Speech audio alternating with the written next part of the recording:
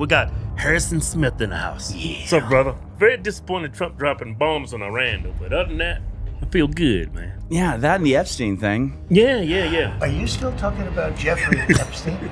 This guy's been talked about for years. Are people still talking about this guy, this creep? That is unbelievable. Look at Marco Rubio.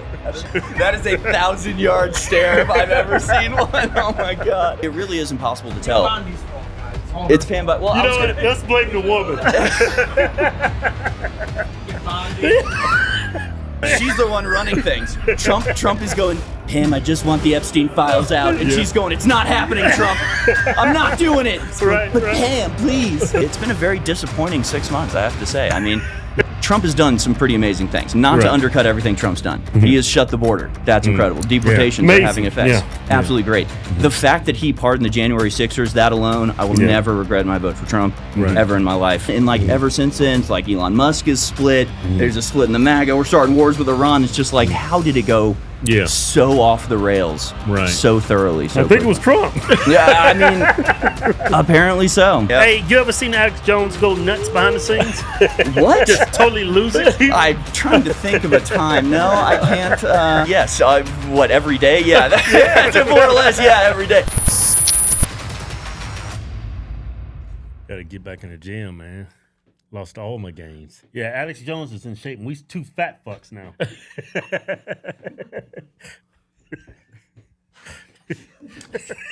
He lost a lot of weight, didn't he? Oh, yeah, a lot. He's like a different person now. Yeah. So, 73? Yeah. All right. Yeah, welcome to episode 73. I totally fucked this up. I used to do this episode. Off to a good start. Hey, come on, man. That's a good start. That sounded good. Yeah. Got a new podcast for you. Episode 73. We got Harrison Smith in the house. Yeah. What's up, brother? How you doing? I'm doing great. How are y'all? Yeah, I'm hanging in there, man.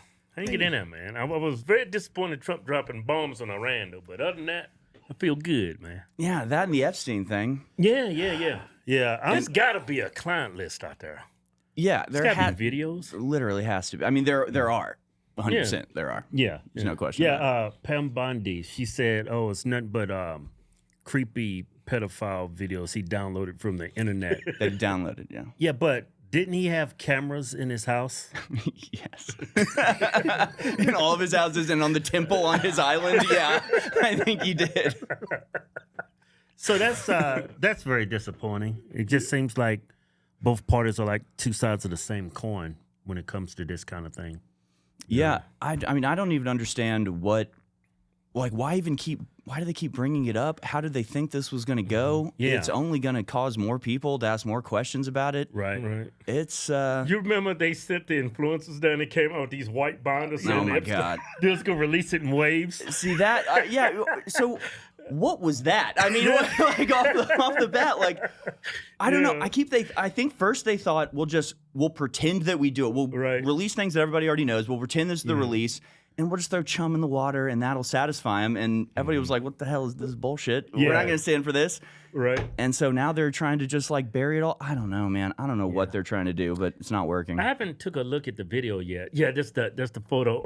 Look, got the Epstein files. It's right here. I wish I bet you they wish they could do that all over again. Phase one. Yeah, see, phase one. That's so bizarre. Where's phase two? And there's no phase two. It's just her saying nothing's there. But they're on our back. Phase 1 of 1, yeah. Yeah. Never forget.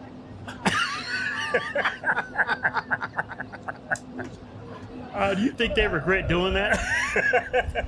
They should. I mean, why were they even there? Shouldn't they just do it through normal channels, you know? You would think, yeah. Yeah, why are you giving it to a bunch of influencers online? That's on Instagram. That's why I think it's to try to trick people. Yeah. Just get all the influencers to say they were released and shut everybody up. Yeah, we can move on. Did this incident, did it change your perception of Trump? No, not personally, because it's Trump. It's you take the good with the bad, and his inability to deal with stuff like that is always gonna be there. I mean, I don't think, frankly, I just don't think Cash and Dan have it in them. I don't think they know what they're up against or knew what they were up against when they were talking big game before they actually got there and were sat down across a table like this from a guy in a dark suit who went, oh, you want to know what's really going on here? Right. Yeah, I'm not shocked, actually, that nothing's come of this. Actually, I'm not shocked at all. Right. You think Elon was right? Trump's on the list?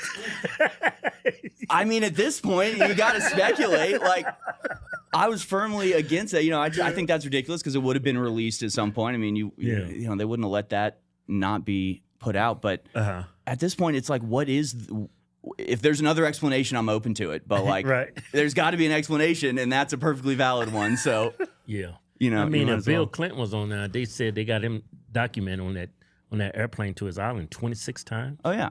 Oh, I think that was, well, there's Bill Gates and Bill Clinton. Bill Gates, I think, was like the 26 visits, which is an insane number of visits. Like, there's not a lot of places I've been 26 times in my life, including like my grandparents lived in Colorado. I went there every year as a kid. I still have not been to, you know, Southwest Colorado as much as Bill Gates has been to his island. But then Bill Clinton was Jeffrey Epstein's like best friend. And there I was on a show, I was on Alex Stein's show with one of the victims of Jeffrey Epstein who said Epstein introduced Bill Clinton Bill Clinton introduced Jeff Epstein as the king of America to her. Really? Yeah. Wow. So I'm amazed by that painting you have of Bill Clinton with the blue dress with his legs crossed with red heels. Man, what does that mean? It's just so much to... That means that Monica Lewinsky was a Mossad operative and it was a honeypot. That's what that means. Yeah. Yeah. This is the high-level symbolic breakdown for you. Oh, I never even looked at it like that. Was she Jewish? Lewinsky said Jewish? Yeah. Oh, she was. Damn. She had some high-level connections. Really? Yeah. I'm still catching on to the whole Jew thing. So I was like, every time I bring someone on that's really got deep knowledge of what's going on in the world, and you say, like, I never knew that. Yeah. I never knew that. Yeah. Lewinsky. It's right there in my face. Yeah. Lewinsky. Well, and yeah, I mean, you know, that's why I'm not surprised at the Epstein thing. It's like, at a certain point, you stop being surprised. At a certain point, it's right. Okay, they literally start wars over their lies. Like, they will actually kill millions of people, not in a vague kind of like, oh, an accidental, like, no, they will start wars on purpose to slaughter 1 million people. Like, these people are capable of insane crap. I have this feeling that this American First movement has been infiltrated by Israel. And I think they've hijacked it. I think like when Trump first ran in 2016, he established his platform on being against wars and stuff like that. And the only way you stop that is the heart, which is Israel. If there's no Israel, you don't have all these forever wars that we've been fighting for like the last 20 years. So it's like, I think Israel's like, fucked everything up. Yeah.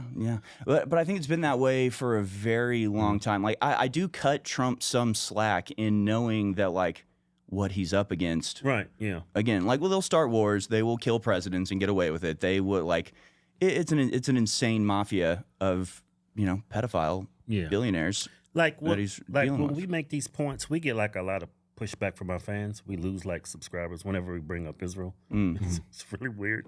But well, I thought you were Christian. Right. I was like, that's why I'm saying these things because I'm Christian. Yeah. You know, but yeah. What does Alex Jones think about your stance on Israel?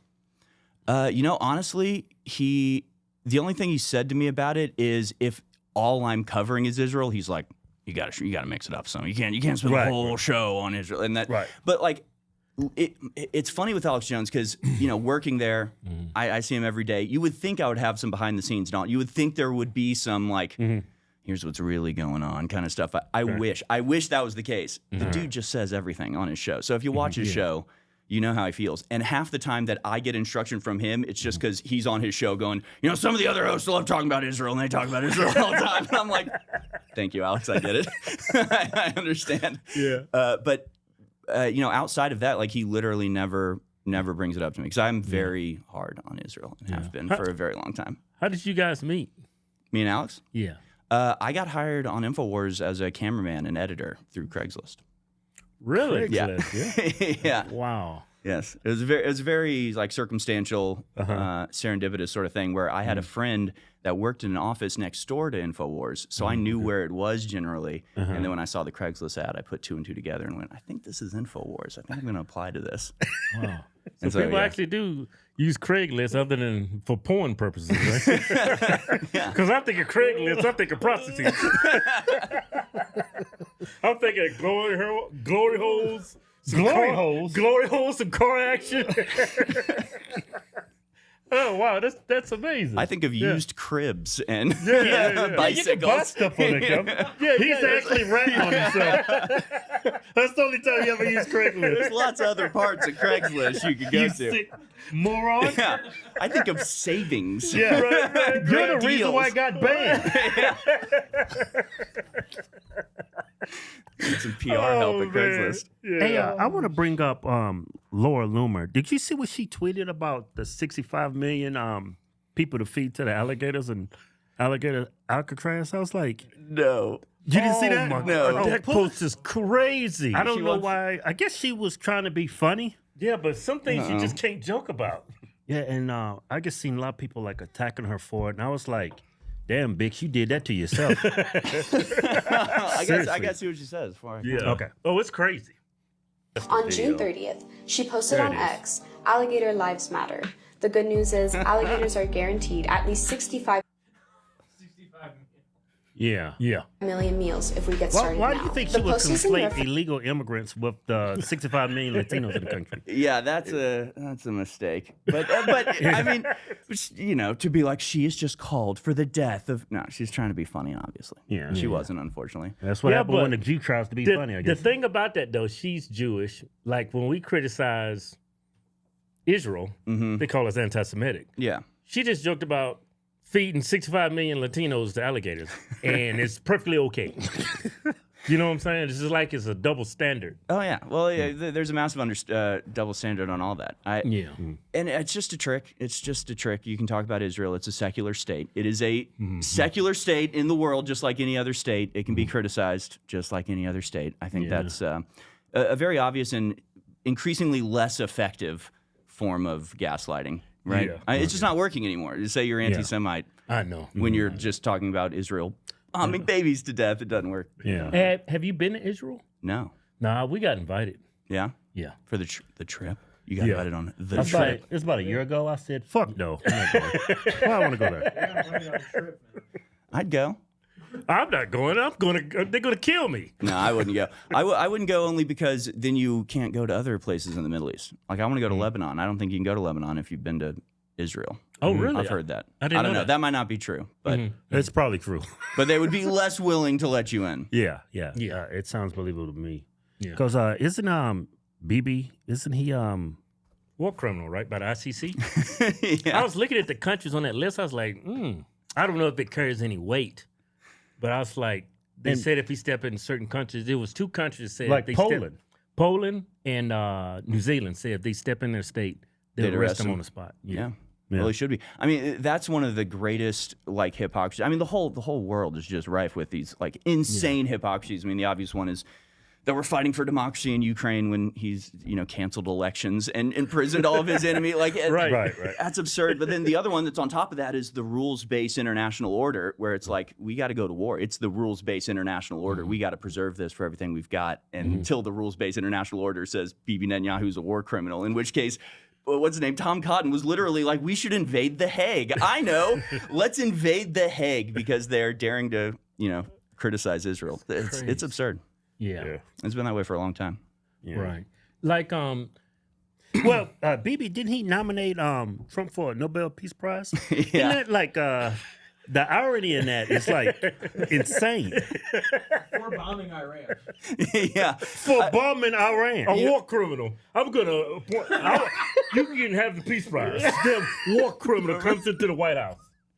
To nominate you for a Peace Prize. When I read that headline, I thought it said Trump nominates Bibi for a Nobel Peace Prize, and then I like reread it and was like, well, either way, this is an absurd headline. It's like reading a caption from what was it, the Bumblebee? What's it called? Babylon the Bee. Babylon Bee. The Bumblebee. Yeah. Sorry, I had a bad moment. Yeah, but he is wanted for war crimes. So Yeah. it's ChatGPT by the Yeah, it's true. Yeah. They said it's Poland and New Zealand said if he sets foot in that country, they would arrest him.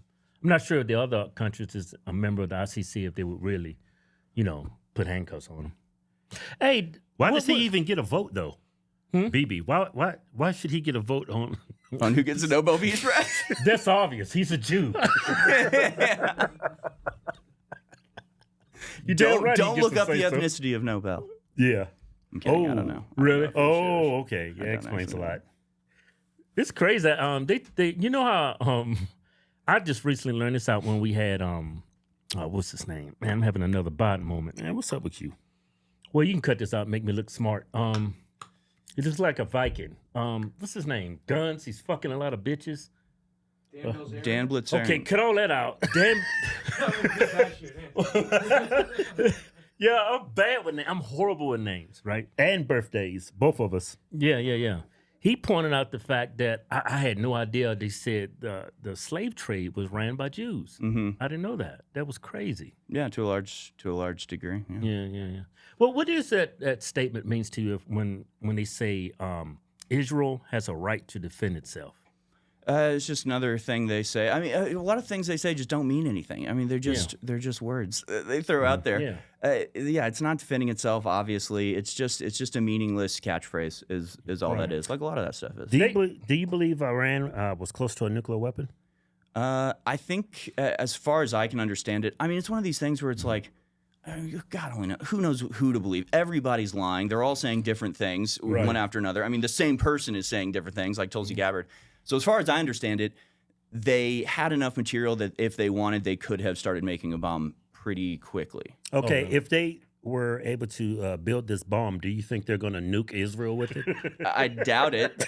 I seriously doubt it. I mean, they've got hypersonic missiles, and they're not using them on Israel. Right. They're using all their cheap stuff. Iran, by the way, is also outpacing Iraq in the development of ballistic missile systems that they hope will reach the eastern seaboard of the United States within 15 years. By next spring, at most, by next summer, at current enrichment rates, they will have finished the medium enrichment and move on to the final stage. Classic. From there, it's only a few months, possibly a few weeks. 2012. Before they get enough enriched uranium for the first bomb. The foremost sponsor of global terrorism could be weeks away from having enough enriched uranium for an entire arsenal of nuclear weapons. That would place a militant Islamic terror regime weeks away from having the fissile material for an entire arsenal of nuclear bombs. If not stopped, Iran could produce a nuclear weapon in a very short time. It could be a year, it could be within a few months, less than a year. Oh, so that was the one from like a month ago. So let me get this straight. They started bombing them. I'm sure they was aware that their weapons would be ineffective when they was bombing them. Pretty much they was coaxing us in to get involved at that point.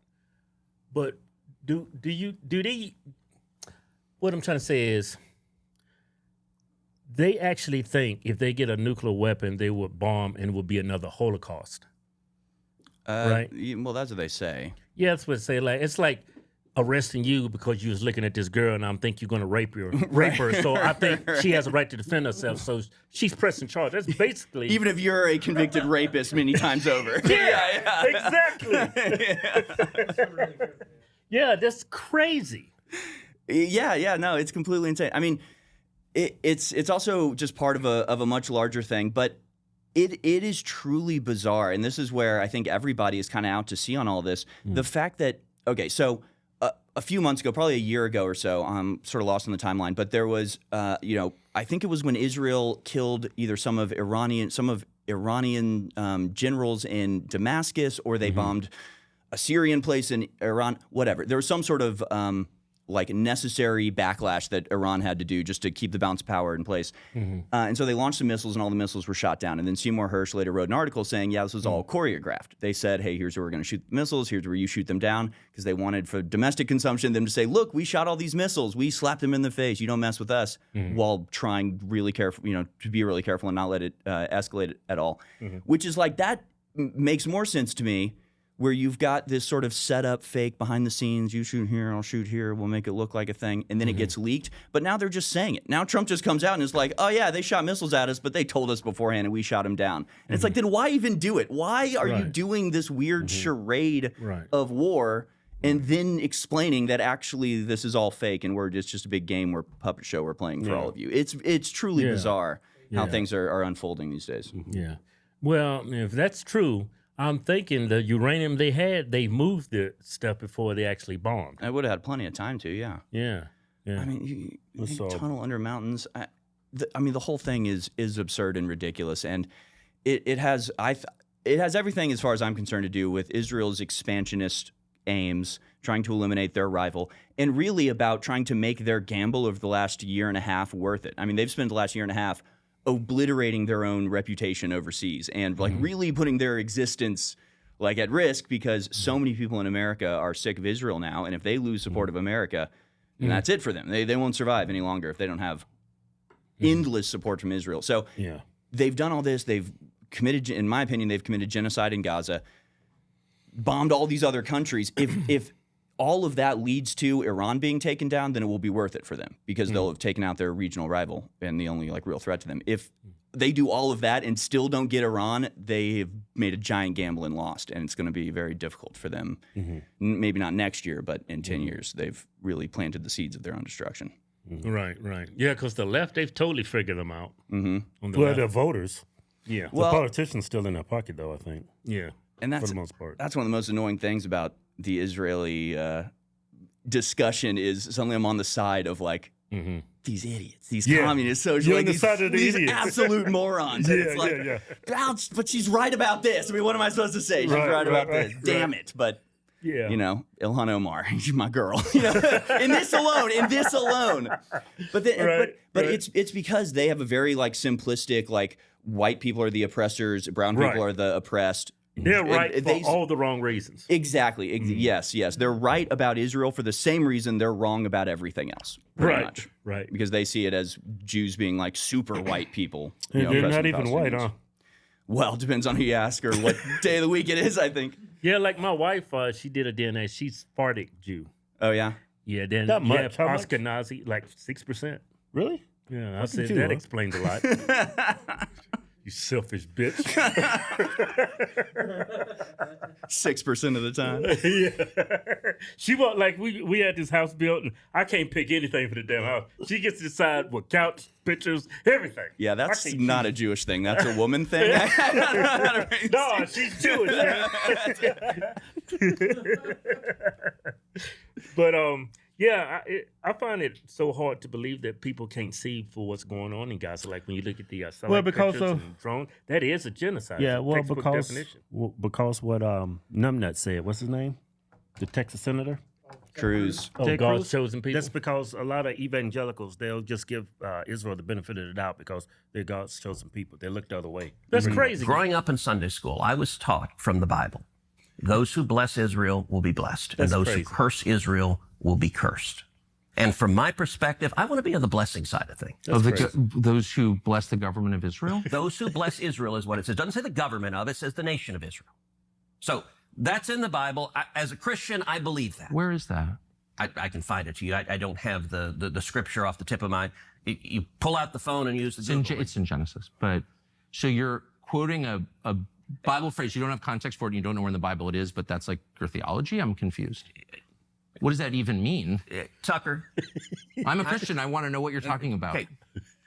Where does my support for Israel come from? Number one, because biblically we're commanded to support Israel. But number two, hold on. Commanded? No, we're not commanded. Hold on. You're a senator, and now you're throwing out theology, and I am a Christian, and I am allowed to weigh in on this. We are commanded as Christians to support the government of Israel? We are commanded to support Israel. And what does that mean, Israel? We're told those who bless Israel will be blessed. But hold on, define Israel. This is important. Are you kidding?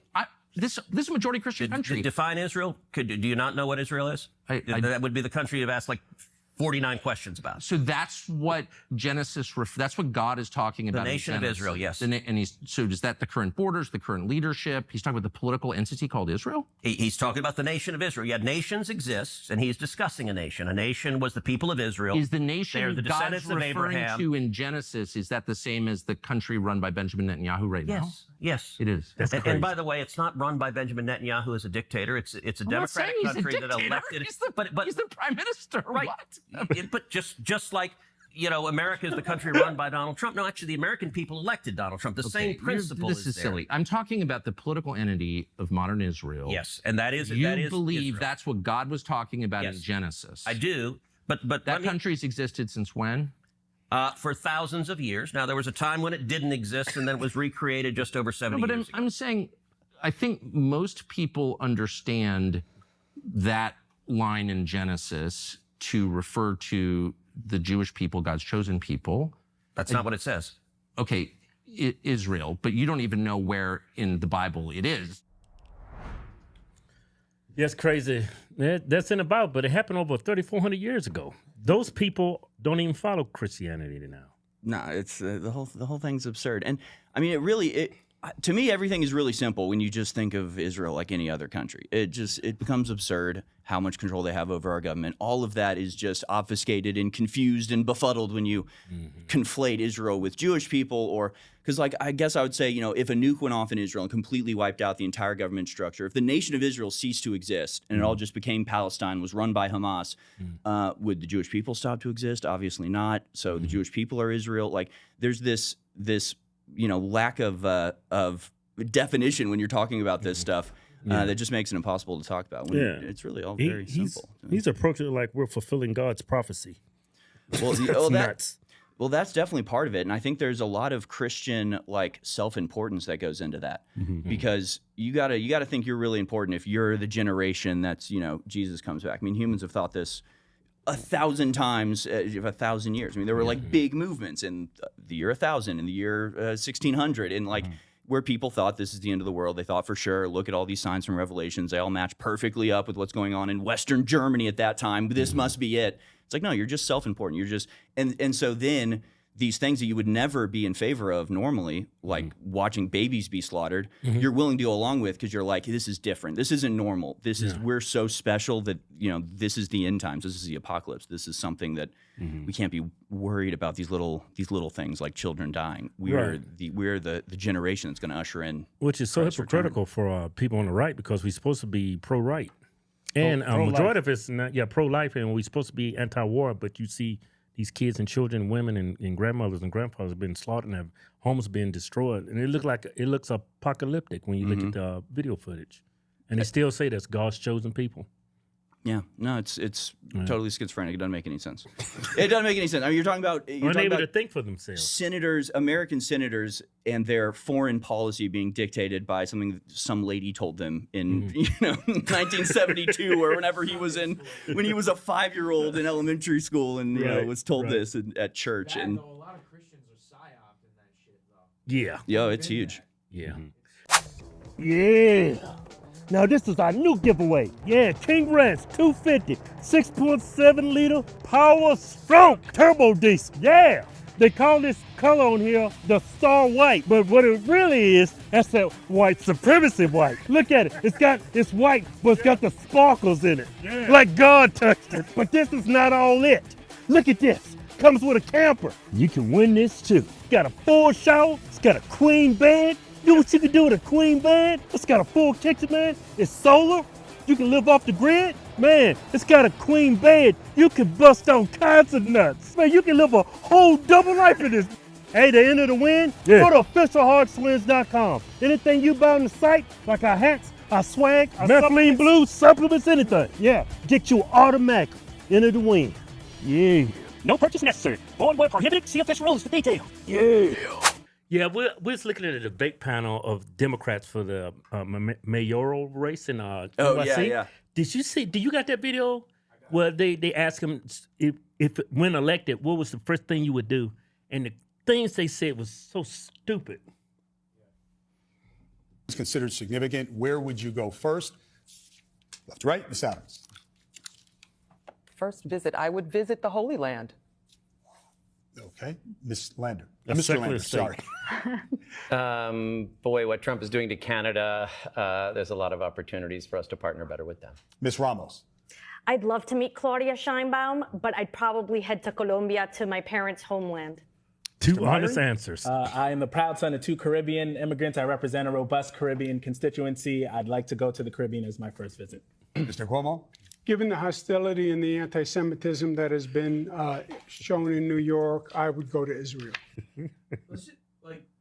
Nobody cares about the constituents. How is Andrew Cuomo still allowed to like run for office? I know. Like COVID and all this shit. Shouldn't he like be locked up like Mr. Nursing Homes?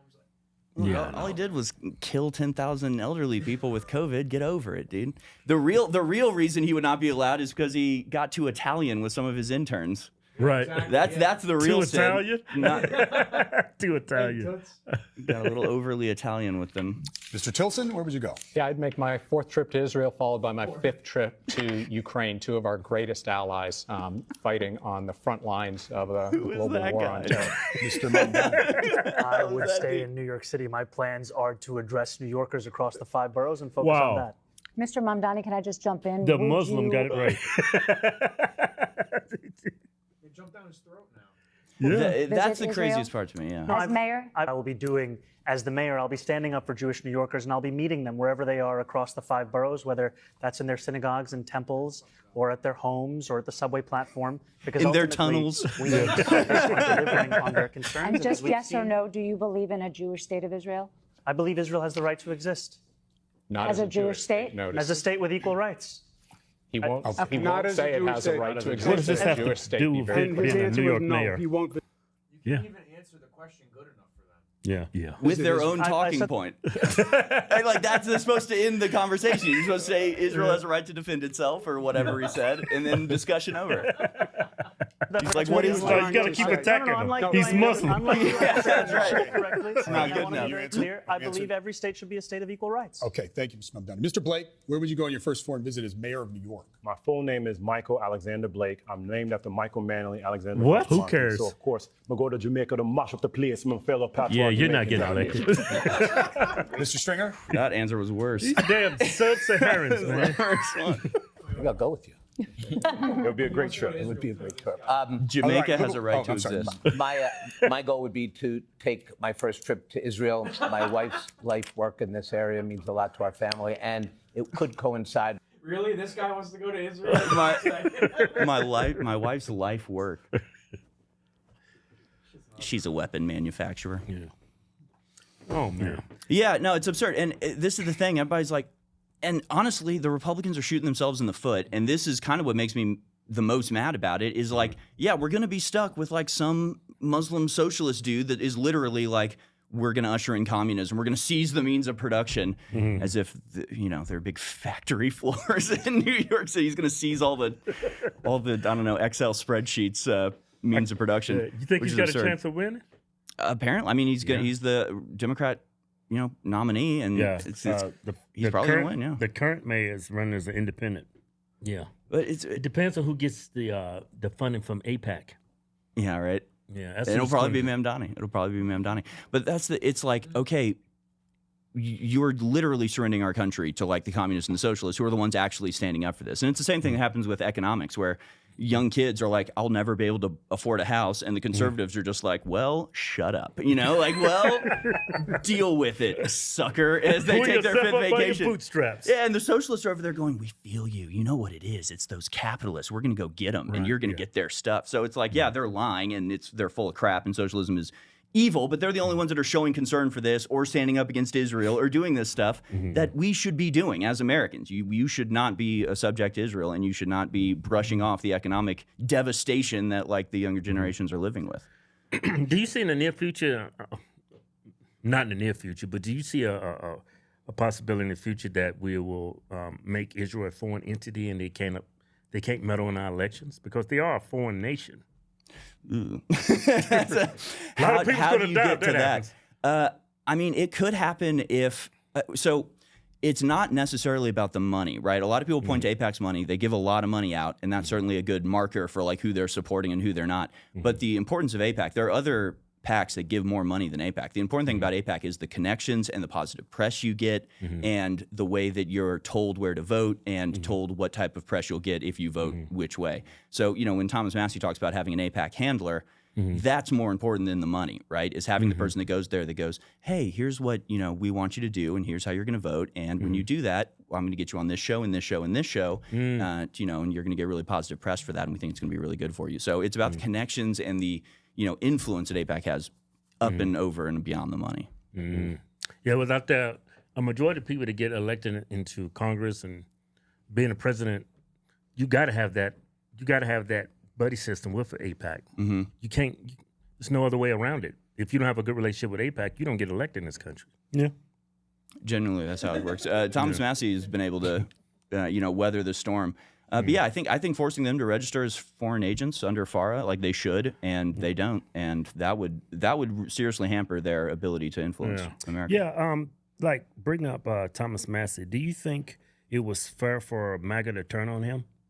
No. I mean, no. I don't think yes. so. I think we're turning into a cult.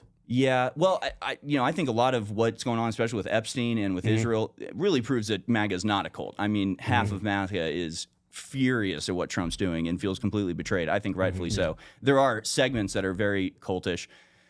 There are segments, yeah. With Thomas Massie, I mean, I just get frustrated because it's like we have Congress, we have Senate, we have the presidency. We have gone through hell to achieve this. And then it's like, oh, but the budget, we got to worry about the budget. And it's like, no, our grandchildren aren't going to have an America for their to be of debt for, right? It's so they're like, oh, we're passing on this debt to our children. It's like we have existential issues to be solving. And if you're talking about, you know, cutting border security or money for deportations, I don't think you have your head in your game. I don't think the budget is nearly as important as, and it would be different for me if the libertarian guys like Rand Paul and Thomas Massie were standing up for like principles. If they were like, hey, the big beautiful bill eliminates the Fifth Amendment or something, you know, and they're like, I cannot pass this because it violates a fundamental human right, or, you know, something that we've been given from God, that I would be more okay with. I've been getting frustrated with the libertarians, though, talking about the budget among all things. It's like, really, you're going to freak out over going from 33 to 36? It's like, is this really worth the hill that you're dying on, really? Yeah, it looked like he lost a lot of credibility when he attacked Trump.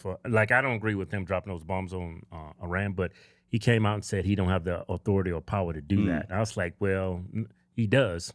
Well, he doesn't have the ability to declare war. I mean, it's all if the operations last longer than 60 days or something like that. Yeah, there's these technical limitations to it, but we've been. I mean, I'm pretty sure World War II was the last war that Congress actually declared. I mean, I think ever since then it's been special military operations and the war on terror, authorization of use of force. So yeah, I mean Thomas Massie's right in that regard, but war has become so sort of diluted and external that you know it's easy for them to get away with bombing campaigns and not calling it a war. What do you think about Elon Musk third party? It's a terrible like, as soon as idea. he picked Mark Cuban, I was like, you already shot yourself in the foot. And you picked Scaramucci. He's a never Trumper. Scary Moochie. So you just lost all credibility with those two fools. Scaramucci. Whatever his name is. How you say his name? Scaramucci? Yeah. That's his name, Scaramucci. Scaramucci. The Mooch. The Mooch, yeah. Yeah, he's a total never Trumper, man. Yeah. No, I think it's so stupid, and it's just it's been a very disappointing 6 months, I have to say. I mean, starting Trump's, first of all, Trump has done some pretty amazing things. Not to undercut everything Trump's done. He has shut the border. That's incredible. Deportations are having effects. Absolutely great. The fact that he pardoned the January 6ers, that alone, I will never regret my vote for Trump ever in my life. You know, we should be really thankful for that. But the last 6 months has been like, we started off with like, we have our own George Soros and Elon Musk. We have the House and the Congress. It's like, we're going to get this done. And like ever since then, it's like Elon Musk is split. There's a split in the MAGA. We're starting wars with Iran. It's just like, how did it go so off the rails so thoroughly? So I think it was Trump. Yeah, I mean, apparently so. Apparently so. Although, I don't know, man. It really is impossible to tell. Bondi's fault, guys. It's Pam Bondi. Well, you know what? Let's blame the woman. Fucking Bondi. We were, nothing to do with it. we were joking about that before the show. So, Body's fucking up everything. She's the one running things. Trump is going, Pam, I just want the Epstein files out. And she's going, it's not happening, Trump. I'm not doing it. But Pam, please. Right. No, ridiculous. That's right. But remember, he wanted Matt Gaetz. He wanted Matt Gaetz to be, but he wasn't. And of course, he wasn't because of literally an Israeli blackmail sex extortion scheme, which is hilarious. I've been coming across him on Twitter. That dude is a truth teller, in my opinion. He doesn't hold back anything. Yeah. No. He says what he feels, and he doesn't care who he offends. I mean, he literally got targeted with an Epstein-style sting. Like, they tried to extort him for $20 million and frame him. And that's why he stepped down. That was all a Jewish operation? Yeah. Yeah, no, it was about a Jewish spy that was in Iran, and they were saying we were going to mount this mission to save this spy, and we need $20 million financing. And they did it like a couple times. Like, a couple people got targeted with this scheme. Really? Yeah. Joel Greenberg, I think. Greenberg. Joel Greenberg, I think was the guy's name. But yeah, that was why Matt Gaetz was off the list. And he's a sharp guy, too. Yeah. He would have been great. He would have certainly not allowed all this nonsense to go on, I don't think. Yeah. That's a shame. Yeah. Damn Jews again. I mean, it's like an infinitely recursive thing where it's like, okay, we're not getting the files for the Epstein thing because the other nominee for AG was targeted by an Epstein sting. It's like, where does it end? It's like a feedback loop. I know. Yeah, we're really screwed. But no, I think things like going after AIPAC and just being like that's a tangible goal. Just go, AIPAC should have to register under FIRA. I don't believe elected officials should have dual citizenship. That's just insane. A huge conflict of interest. interest. Insane. I also don't think immigrants should be able to hold office. I don't either. Yeah, no. Right? So you come here, you become a naturalized citizen. That's cool and all, but you can't be your kid can. If he's born here and you're a citizen when he's born, great, he can run for office. But no, it's absurd that we have a country where people come over and 8 years later they're in charge and telling us how we're wrong. It's like, why do we allow this? That's insane. And we do. I mean, it is deliberate. If you think about Minnesota or Ilhan Omar. There's a little Somali out there. That was Obama just giving them a Congress seat, going, here's a congressional district. I'm going to fill it up with Somalis. They're going to vote for their own people, represent their own interests, and here is a congressional seat, Somalia. Yeah, it's wild. We did a comedy show up there, and we went to the mall. It was nothing but women just covered in curtains. Isn't that crazy? No, it was wild. It looks worse than Iran. Yeah. No joke. Parts of like Michigan and Minnesota look more Islamic and more repressive and more like anti-woman than Iran does. You see videos of Iran, it's women walking around. I mean, they maybe have like a little scarf on or something, but it's not the women with just the eyes. I mean, that's crazy. All you see is eyes. That's wild. That's insane. You just see some eyes. And it's only because they have to let them have their eyes out. If they could cover their eyes, they would. It's just you can't because they got to see. That is insane. I see. What do you call it? It's just everything's black. You can't see nothing. It's a burqa. Burqa? Is that a burqa? I think so. Burqa or hijab, they're different. But burqa, hijab. They're different. I don't know. Well, there's a religious precedent to do that to women. Read it. Look, Eve started. That's why Eve was like the first story in the Bible. Women fuck up everything. It is wild that is the first book of the Bible. Yeah. Adam was lonely and he wanted a friend, and guess what? He got a friend, all right. Yeah, she ruined everything. God came and created all this in 7 days, and a bitch fucked it all up. Adam's out there just naming the animals, swimming. Tree of life? No thanks, I'm fine. That's crazy. I was reading the Bible, man. That's Minnesota.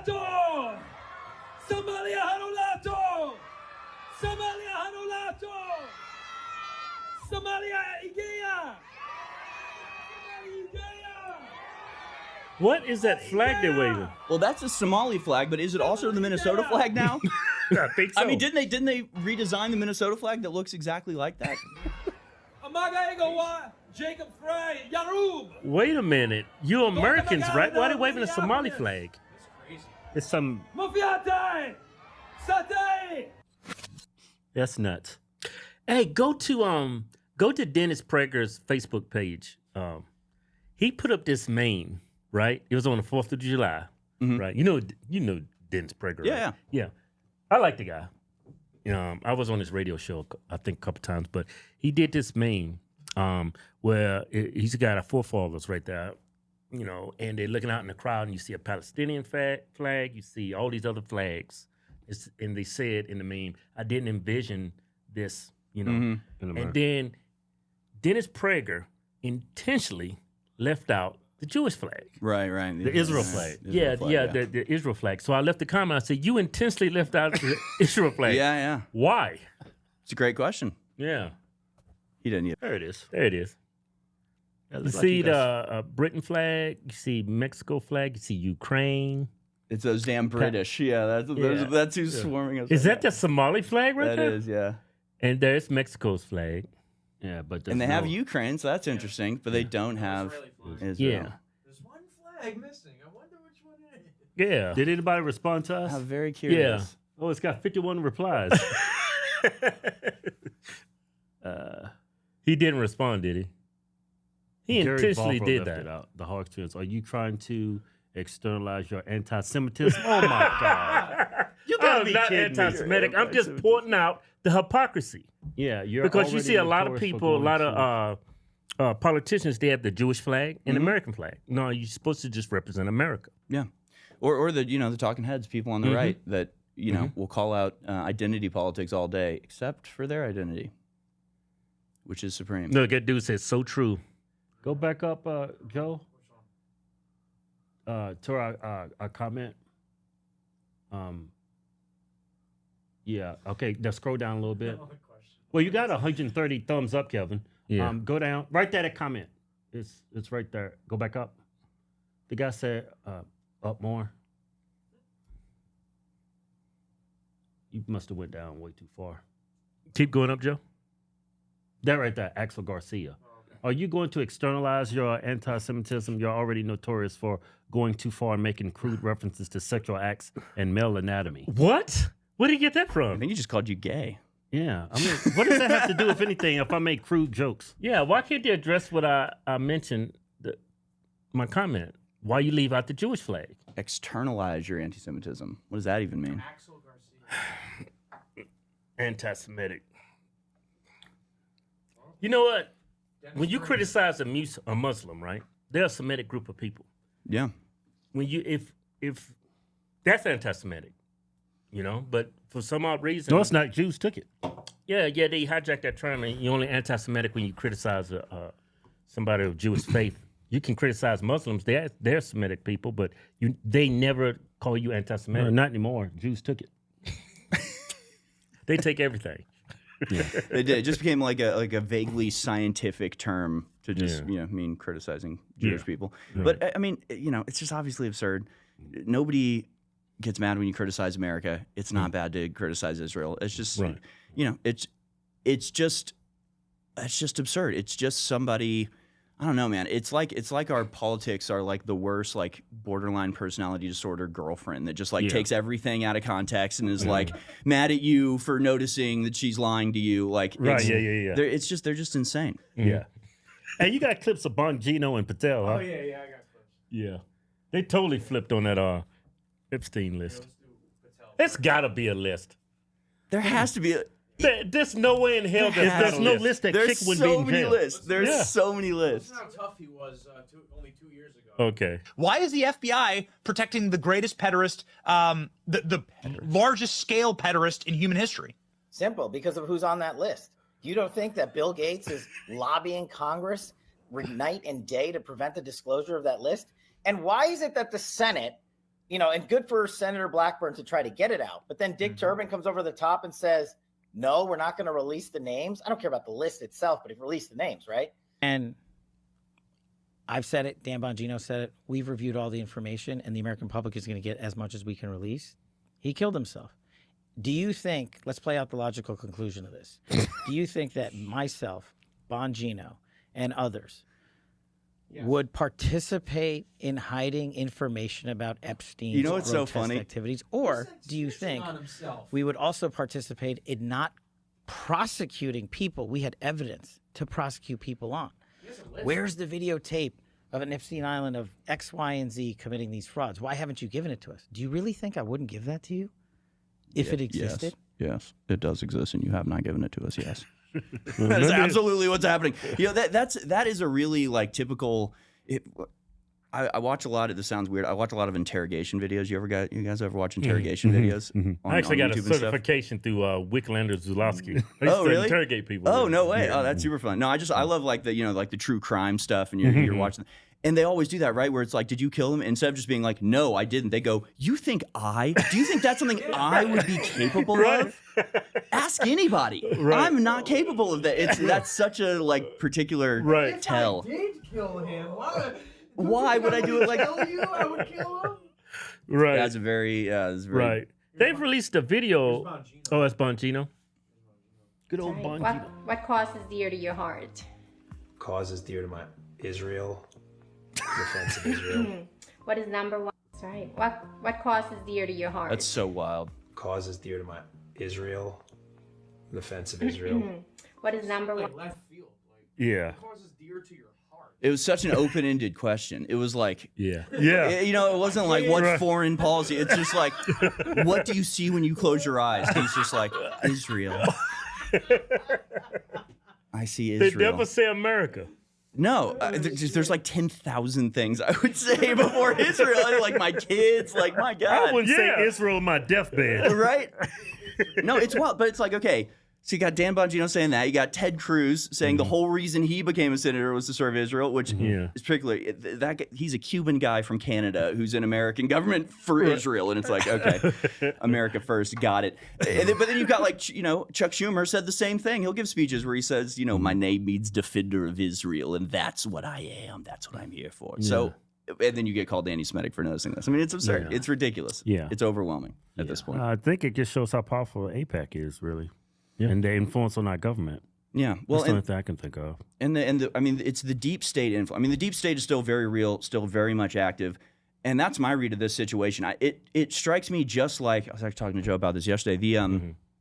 When you have a sports player of some sort, a hockey player who's being interviewed, and so why didn't you wear your rainbow? And he said, it's against my religion. I'm just not for it. And he might even be combative, right? He might even be a little like, no, this is my faith and I'm standing for it. And then the next day he's out there going, I'd like to apologize sincerely for my words. I didn't realize that it hurt.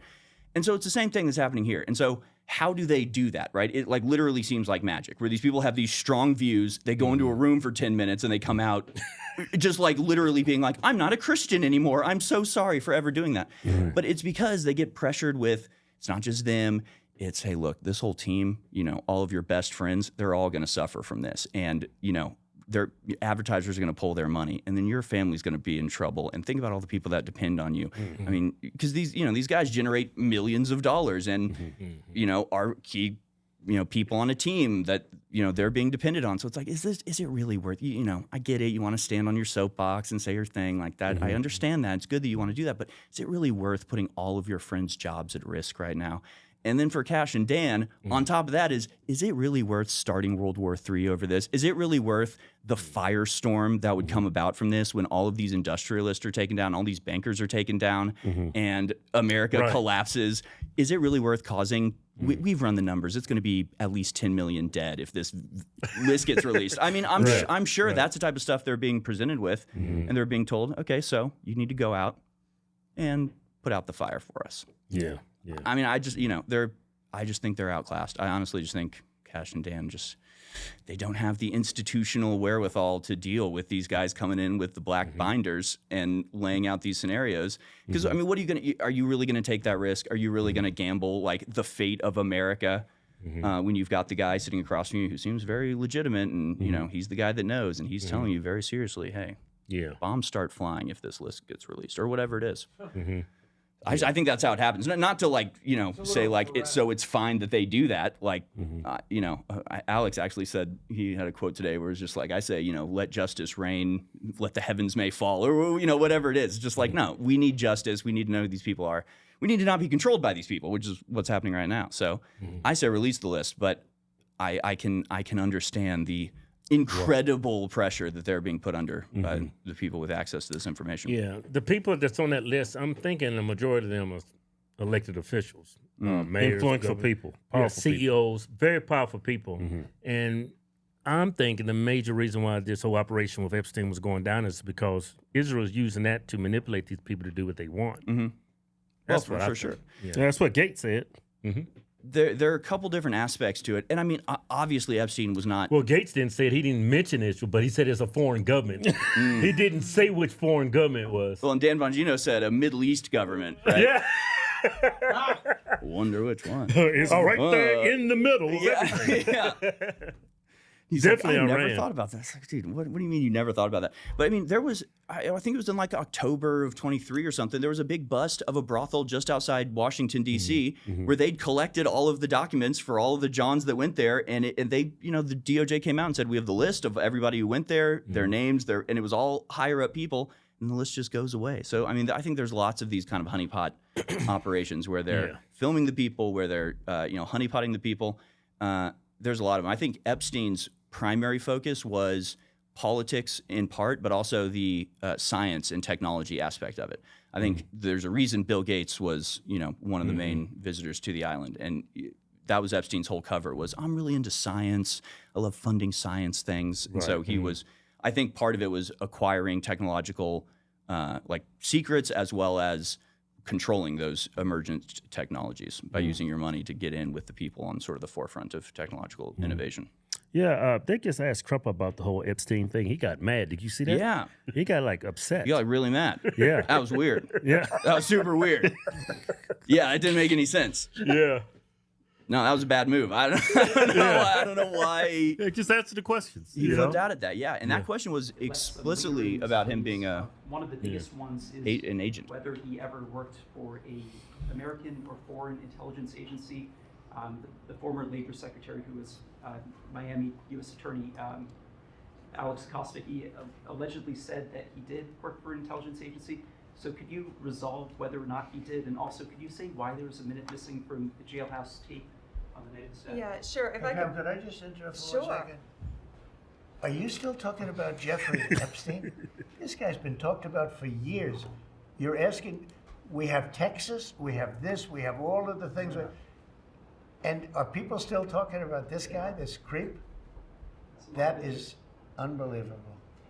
Do you want to waste the time, and do you feel like answering? I don't mind answering. I mean, I can't believe you're asking a question on Epstein at a time like this where we're Look at Marco Rubio.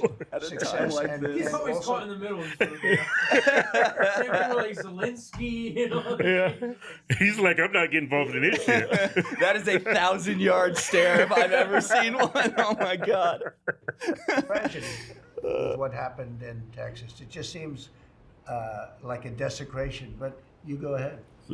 Sure. First, to back up on that, in February, I did an interview on Fox, and it's been getting a lot of attention because I said, I was asked a question about the client list, and my response was, it's sitting on my desk to be reviewed, meaning the file along with the JFK, MLK files as well. That's what I meant by that. You said client also, list. to the tens of thousands of video, they turned out to be child porn downloaded by that disgusting Jeffrey Epstein. Child porn is what they were. Never going to be released, never going to see the light of day. To him being an agent, I have no knowledge about that. We can get back to you on that. And the minute missing from the video, we released the video showing definitively. The video was not conclusive, but the evidence prior to it was showing he committed suicide. And what was on that, there was a minute that was off the counter. And what we learned from Bureau of Prisons was every night, they redo that video. It's old, from like 1999. So every night the video is reset. And every night should have the same minute missing, so we're looking for that video to release that as well. That doesn't make any sense. That just doesn't make any sense. On Epstein. It's so crazy. It's one hell of a coincidence. The minute that is missing is when he dies. Yeah. What do you? Oh, he's. I used to work at Target. There's security systems like security loss prevention stuff like that. The cameras. You could scan in, you could see a hair on the floor, and it never misses a second. It's digitally downloaded. The quality is amazing, and that was what 20 years ago. Yeah, dude. I mean, the whole thing is ridiculous. There's like official on the record statements from Acosta and others that like he was protected by intelligence. I mean, it just goes on and on. His first deal was a total sweetheart deal. Pam Bondi was involved in his second arrest. the man supposedly killed himself, which it's like, okay, if there was no evidence and there were no client, why did he kill himself? That doesn't make any sense. Yeah. I don't even think he's dead. Like at this point, I think he's just safe. I think he's on a fucking beach in Tel Aviv, sipping a mojito with his 12-year-old girlfriend. And his new face. They transed him. I think he's a woman. He's now. a lady now. Yeah. No, it's. I mean, his father-in-law though is the godfather of the Mossad. Yeah, Robert Maxwell. Yeah, Robert Maxwell, the super spy. So how do we how's it even a question if he's a Mossad agent or not when he's literally married to the daughter of the Mossad godfather? Yeah. It's just a coincidence. It's all completely absurd. Yeah. I mean, what are you supposed to say? Have you seen the video? I haven't had a chance to look at the video. Have you seen the video they released yet? Of the supposedly proving that he killed himself. That's different than the other picture they released before. But also, I mean, there have been. This is what AI should be used for. Just the timeline of the stories about this. They show this video, but the door is it's completely different than the door they showed. It's got this time jump. God only knows where this video's from. First, they said the cameras were broken. Then they said there was video, but it accidentally was deleted. Yeah. They say both of the guards fell asleep. Right. It looked like the exact time. Where's the guard at? Is he right there sleeping? No, I think the guards they're supposed to be watching the video, supposedly. Is that the video in its entirety that proved that he killed himself? Not in its entirety, but Because that looked like a time-lapse video. That video technology is so outdated. I mean, it just makes no sense. Like, what does that even prove? It's a video of some door somewhere. Yeah. God, you know, who's he supposed to say? That's the... What the hell does that prove? Literally nothing. And then that's images of the outside of the cell included in the piece. One photo shows the door of a cell marked off with police tape. So that is a completely different door than the one. Right. Yeah. Here's what really happened. Okay. Oh, is that Hillary? That's a bad bitch right there. She gonna choke the shit out of her. I know she wore her blue suit too. I think that's Bill's dress. Yeah, that's great. That's crazy. I don't believe any of that. Hey, is Ben Shapiro? Is he beefing with Alex Jones? Yeah. He What's went that all off on about? Alex. He's a Mossad operative. I mean, every question y'all ask me, it's like, guys. Let's see. What is Ben Shapiro's beef with Alex Jones? It's Alex is the real deal and Ben is not. That's where the beef comes from. That's where it stems from. I mean, it's frustrating because he is very deliberately taking things out of context when it comes to Alex. Mm-hmm. Like one thing people keep they'll always bring up is during his custody battle like a decade ago, Alex's lawyer made the case that he was playing a character. And so people say, see, nothing Alex says is real. And it's like literally cannot be further from the truth. Alex off camera is exactly the same as Alex on camera. That was very specifically about Alex's, and I probably shouldn't even tell the story because I don't know the details totally, but basically Alex's ex-wife was showing video or taking comments of Alex when he was like dressed up like the Joker or dressed up in like an alien mask going, I'm gonna rape your women. And she was presenting that as if it was real. And the lawyer was saying, no, he's playing a character at that moment. He's putting on a show at that moment. Not that everything he believes is fake.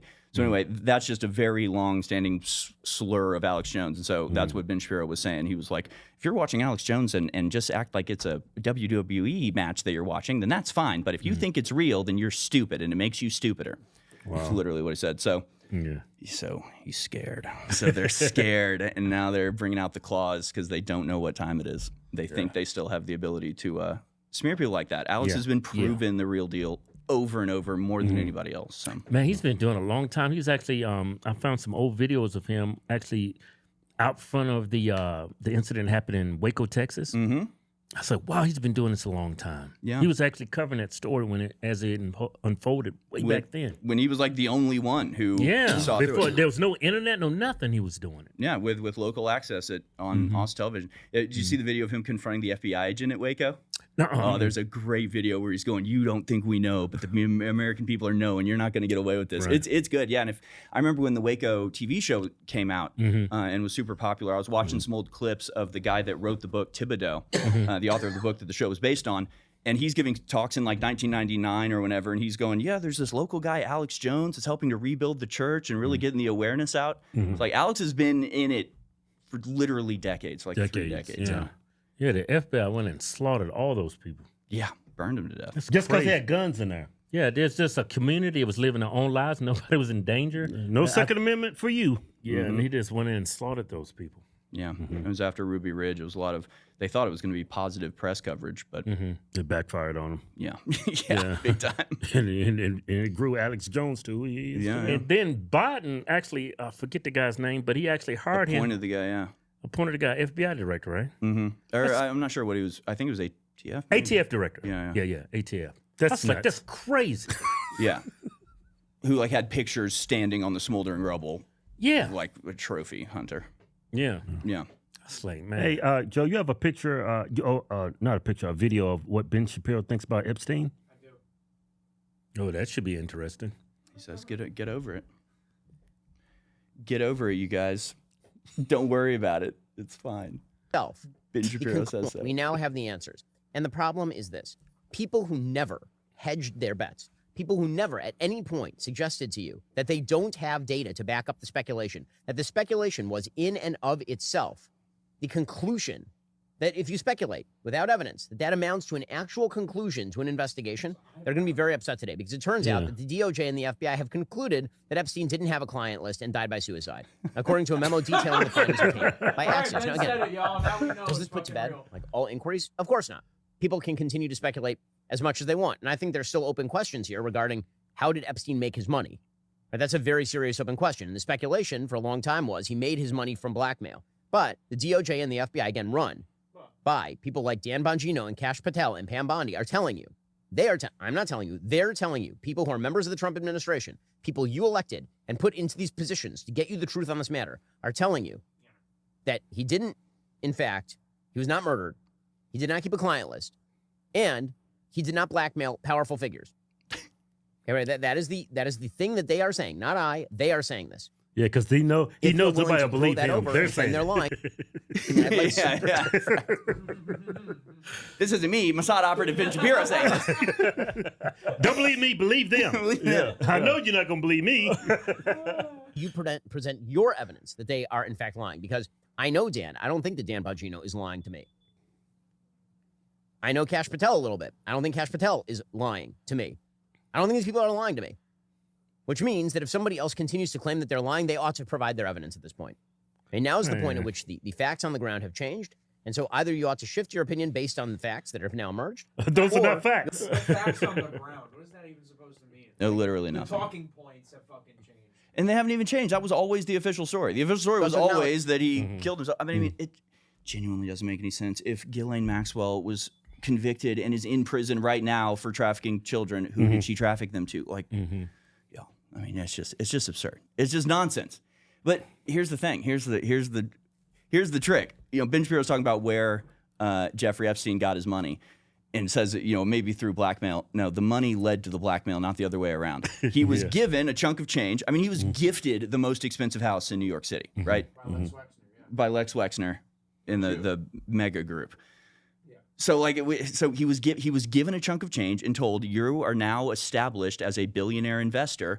That is your in to talk to and seduce these rich and, you know, wealthy people. Now, Ben Shapiro, on the other hand, was given a chunk of change and told, you are going to go and seduce the white Christian conservatives into endless support of Israel and discredit all of our enemies while supposedly on their side. So these are how operations are run. One's a blackmail operation with, you know, honey traps, and the other is, you know, an operation to make you look like a very popular and successful podcaster, so you can have an ability to sway the American people towards Israel. Damn, he's an operative. Yeah, they're two different operatives running two different schemes for the same country and the same purpose. Oh man, Mark Levin, he done lost his mind. Yeah, he been lost it. That dude's always been nuts. Bizarre. He was calling the Ayatollah, and he was calling people Hitler and Nazis. Well, you might as well, right? You get away with everything else. It makes you think, like, wow, why would you that like discredit everything that happened in World War II? Why would you go to that low to call them Nazis? Yeah. Well, you know? it's what they have. It's why what works. It's why Mamdani is the only one who is not pro-Israel on the stage, because the Holocaust is this incredibly powerful guilt hammer that they slam down specifically on white people, white Europeans, to say, you know, they invoke Hitler or invoke Holocaust, so you're not allowed to criticize Israel anymore. And you have Muslims who are not as indoctrinated into that, willing to just go, no, Israel is bad. It's not actually that. I'm not committing the Holocaust by saying that, actually. Right. Yeah. That's how I see I it don't anyway. think they've labeled me as a Holocaust denier yet. You'll get there. Yeah. You don't have to actually deny the Holocaust. You don't actually have to do that for them to call you that. So you'll get there. Don't worry about it. It's true. I've been called everything else. I'm sure that's next. This was the craziest thing. I went up to Sebastian Gorka at CPAC in like 2020, I think. And I'm just like, oh, it's Seb Gorka. Here, film. I'm going to go talk to him. And I go up. And I guess he thought I was trying to do some like, ambush thing to him because he was like, no, you're awful. You should be kicked out. And he was like, you work for Infowars. Alex Jones is friends with Nick Fuentes. Nick Fuentes made a joke about the Holocaust that was written by his super chatter, right? So some guy super chats a Holocaust joke. Nick Fuentes reads it. Alex Jones is associated with Nick Fuentes. I'm associated with Alex Jones. So I'm now a Holocaust denier. That's 4 or 5 degrees of separation from a joke hinting at the idea of Holocaust denial makes me then tainted with that disease, and I'm now a Holocaust denier myself. He's crazy. From that. He's nuts. He's attacked you guys too, Sebastian Gorka. Oh, has he? Yeah. I haven't noticed. Well, I probably forgot. He's fucking irrelevant. Who gives a shit? Yeah, I probably he's a forgot. gay whale. Just call him a gay whale. Bring a picture up of him. It works. Sebastian Gorka. Gay whale. Yeah. I don't know why Alex started calling him a gay whale one time. Really? It's just, he's a gay whale. Gorka the orca. Oh, Gorka the orca. Oh, I get it. There he is. Sebastian, the gay whale Gorka. Oh, that turd. That's what you call a sycophant for Trump. That's one thing I don't like. I don't like sycophants, zealots, because they destroy everything they touch. Well, and you know what's weird? Levin was a never Trumper. But now Levin's on some national security board. So it's like the people that have actually been there supporting Trump. I mean, during Alex's trial, the bankruptcy trial, they brought on experts to explain just how influential Alex was in getting Trump elected. And like the things they said, they were like, Alex and Infowars did more to get Trump elected than like Rush Limbaugh and Steven Crowder and the next 5 people combined by a factor of like 4. Like, and these are people that literally, I mean, there are people that literally spend all day, every day, 5 days a week, just studying Infowars and like trying to figure out how our information pilfers through the internet. And they were presented all that. I forgot where I was going with that, but it's all about. Oh yeah, well, so Alex got Trump elected. I mean, he's not going to come on us on Infowars anytime soon, right? Alex isn't about to be welcomed into the White House in some national security thing. So it's weird. It's like Trump is more favorable towards people who hated him and like argued against him, and people who are like sycophants and just like kiss his feet. But people like Alex, or people like myself who just genuinely did a lot to get Trump elected, but aren't going to kiss his ass, like we just get nothing. Yeah. Right. Like you guys will never be at Mar-a-Lago, one of their parties or anything. No, and I'm sure Alex has been invited or whatever, and it's not that we'd want to go to that anyway, really necessarily, but but it's like who is paid more than us, who has been punished more than us, right? And we can't even get a seat at the table. I mean, it's like Ben Shapiro literally went and testified in Congress about censorship in big tech. He's never been censored by big tech. Right. Alex Jones was kicked off of every big tech platform on the same day and is not even invited to the hearings. So there's, I mean, yeah, that is But nuts. the people that censored Alex Jones aren't invited, like Mark Zuckerberg. yes, Zuckerberg can be there, and it's about Alex. I mean, they're talking about Alex in the hearings, and he's not invited, but Ben Shapiro is, who's never been censored anywhere for anything. Yeah, so it's rigged. It's all rigged. Yeah, that's crazy. That's okay. That's okay because like Trump joined our movement, we didn't join his, right? Trump got on the Alex Jones train, not the other way around. So, it's really just annoying the people that comment on this stuff without actually watching Alex, and it is truly schizophrenic. I put something out the other day about Alex, and literally the first 2 comments were one saying, "This is typical from Infowars. They'll never question anything Israel ever does. They totally cover up for Israel." And the next comment was, "These Nazis who will never who hate Jews." And it's like, what did we do? What did we do? I mean, we're just trying to tell the truth. And people have this just like insane view of everything we do. Yeah, the tides are turning on Israel, especially, the biggest demographic is the boomers. And once they're gone, it's like they have to change their whole spin on what all the lies they've been peddling. They'll have to come clean about it. Well, they're trying to start World War III. They're trying to start World War III and bring about the apocalypse in line with the, prophecy interpretation that they've spread through evangelical Christians. Because it's not about Israel is supposed to be the seat of the global government. That's what it's really all about. Is that Israel is supposed to be the capital of a one world government, and it's supposed to be the seat. And they're going to fold all the religions into it. There's not even going to be Judaism. There's not going to be Islam. There's not going to be Christianity. So like right now, these religions have different sects within them, some that are going along with the system, some that aren't. And you can see now the Russian Orthodox Church not going along with the Antichrist system, the Greek Orthodox Church not going along with the Antichrist system. The Shiite Muslims aren't going along with but the Sunni Muslims are going along with the Antichrist system. And so, like they're literally doing stuff where they're like going to Mount Sinai and presenting the 10 new commandments, and they're creating an interfaith Abrahamic center in Saudi Arabia where all three faiths will be housed under the same. So they're trying to fold in all of the three Abrahamic religions into one religion whose capital will be, and like this is like an integral part of the world government, and it'll all come about from these manufactured crises that'll lead to World War III and massive destruction. So it's bigger than just Israel anyway. Israel is just a key component and major aspect of their ultimate plan. Do you think a lot of people in our government, like Trump's administration, actually believe in that? I think some of them believe in it. Some of them are ignorant of it. I think that most of the people that we see in positions of power are just not the ones pulling the strings. Like we were saying with Cash and Dan. I mean, there are shadow governments operating things at a higher level. So, it's kind of impossible to tell. Is Cash lying, or is he being lied to, or is the person lying to Cash being lied to? I mean, where does the deception end? I couldn't possibly say. It's definitely a damn client list. Dude, how could there not be a client list? How could there not be a client list? Everybody has a client list.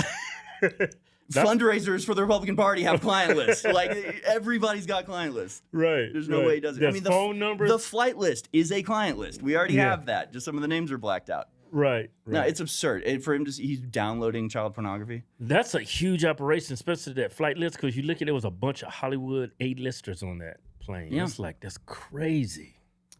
And we all know those are freaks.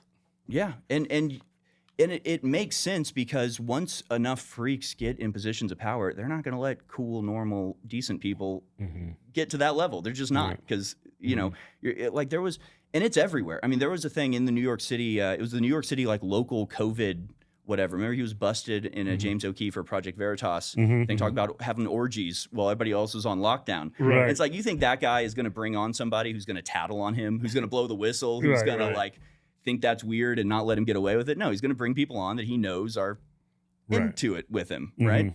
And do that enough, have that repeat decade over decade, and the entire system is just replete with corrupted, I wonder what operation is going on right now to blackmail people. I'm sure the Epstein operation got a new handler, and there's some other dude with some other island. Yeah.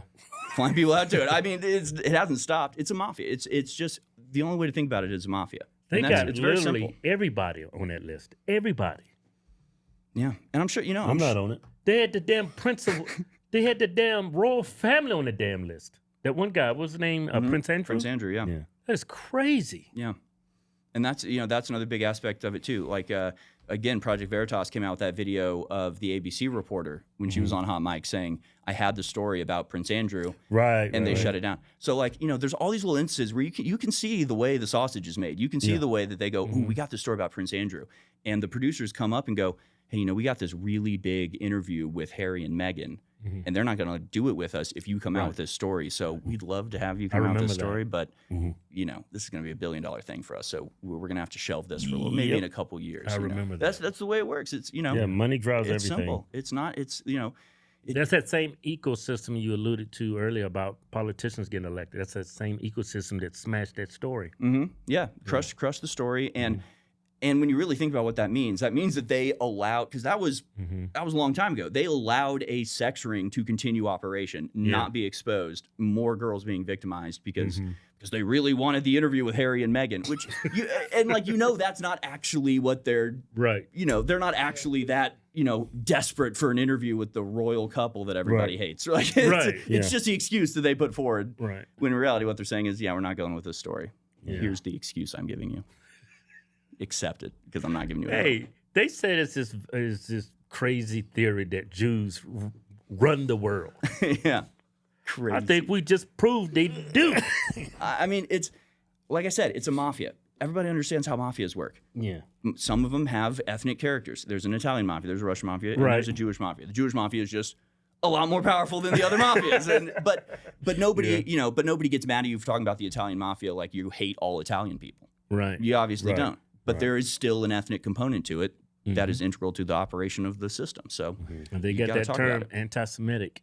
Yeah. It speaks volumes to a lot of people. And the people that need to know this are the Jews that are out there defending people, thinking that they're fighting anti-Semitism, when really they're just running cover for the most evil people in the world. They're using their identity as a shield. Yeah. You know, Jews should not be a shield for George Soros. They should not be a shield for Benjamin Netanyahu. These people are bad. That's not even his real name, right? Benjamin Netanyahu? No, it's like Mikowicz or something. It's some Polish name. Mikowski, yeah. Mikowski? I think so, yeah. Shit. So he's Polish? Mm-hmm. That's the one country. If he goes back, they're going to arrest him. He's American. He grew up in Philly. Did he? Yeah, Benjamin Netanyahu grew up in Philadelphia. What? Yeah. Then how the hell he became the prime minister of a foreign nation? He's a United States citizen? Yeah. I'm pretty sure he was born here, if I'm not crazy. He definitely grew up in Philadelphia, for sure. Yeah. Damn. That is nuts. I like to see an old picture of Bibi, like when he was 18. Yeah. Why do a lot of Jewish people change their names? Like Mark Cuban did that. Lots of different reasons. I mean, there's also just a Jewish tradition that you have kind of your private family name, and then you have, the name that you're known by. Yeah? Yeah. I want a private family name. Yeah, right? A lot of people have that. It's kind of funny because I wonder if it was the thing, the ancient Egyptians used to have a name that only your mom knew. Like your mom would give you a name. That was your name, but nobody knew it. Look at Milkowski over here. He was a strapping young man. Dude was a stud. He was a stud. That's Bibi? Yeah. That dude, he was busting him some nuts. Yeah. Oh, he looks crazy right there. Yes, he does. I can see the Jew rage in his face. That man looks crazy. He looks like so much homicidal maniac. He looks pissed. So he is an American citizen? Look up Netanyahu's bio. I want to say he was born here. I know he was raised in Philadelphia. Oh, look at that picture with that black suit. I want to see that. It's right there. Keep going down. Yeah, he could click that. Can you make that bigger? Oh, yeah. Iran is 2 days away from having a nuclear bomb. That's crazy how he's lost like every ounce of credibility, the things he said about Iran, and especially don't forget about the Iraq war. Yeah. He said exactly the same He stuff. lies constantly. It is just wild. He was born in Tel Aviv, okay. But he grew up in Philly for sure. But yeah, no Israeli. So he's probably a dual citizen. Is he a citizen of America? He might have had to give that up. Benjamin Netanyahu lived in Township, Philadelphia during 2 separate periods. Yeah. 56, 58, 63 to 67. Is he a dual citizen, Joe?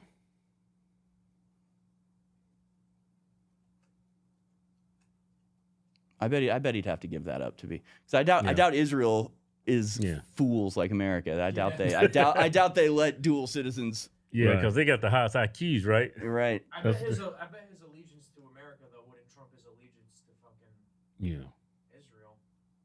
Yeah, it doesn't say anything about him being a dual citizen. It's been scrubbed. The AI would have said It's scrubbed. They scrubbed it. Yeah. He's on the Epstein list. The what? The Epstein list. I bet you. The least. I think he's on the list. Like a little Spanish. Yeah, he's on the list. That He's guy's on the little Epstein Spanish, list. you know? He's right there. He's true. Hey, do you trust Elon? No. No. No, I guess Nobody the answer trusts him, huh? no. Yeah. I mean, my Palestinian friend thinks he wants to turn everybody into cyborgs. I mean, he does. That's the thing. Like, he definitely does. Yeah.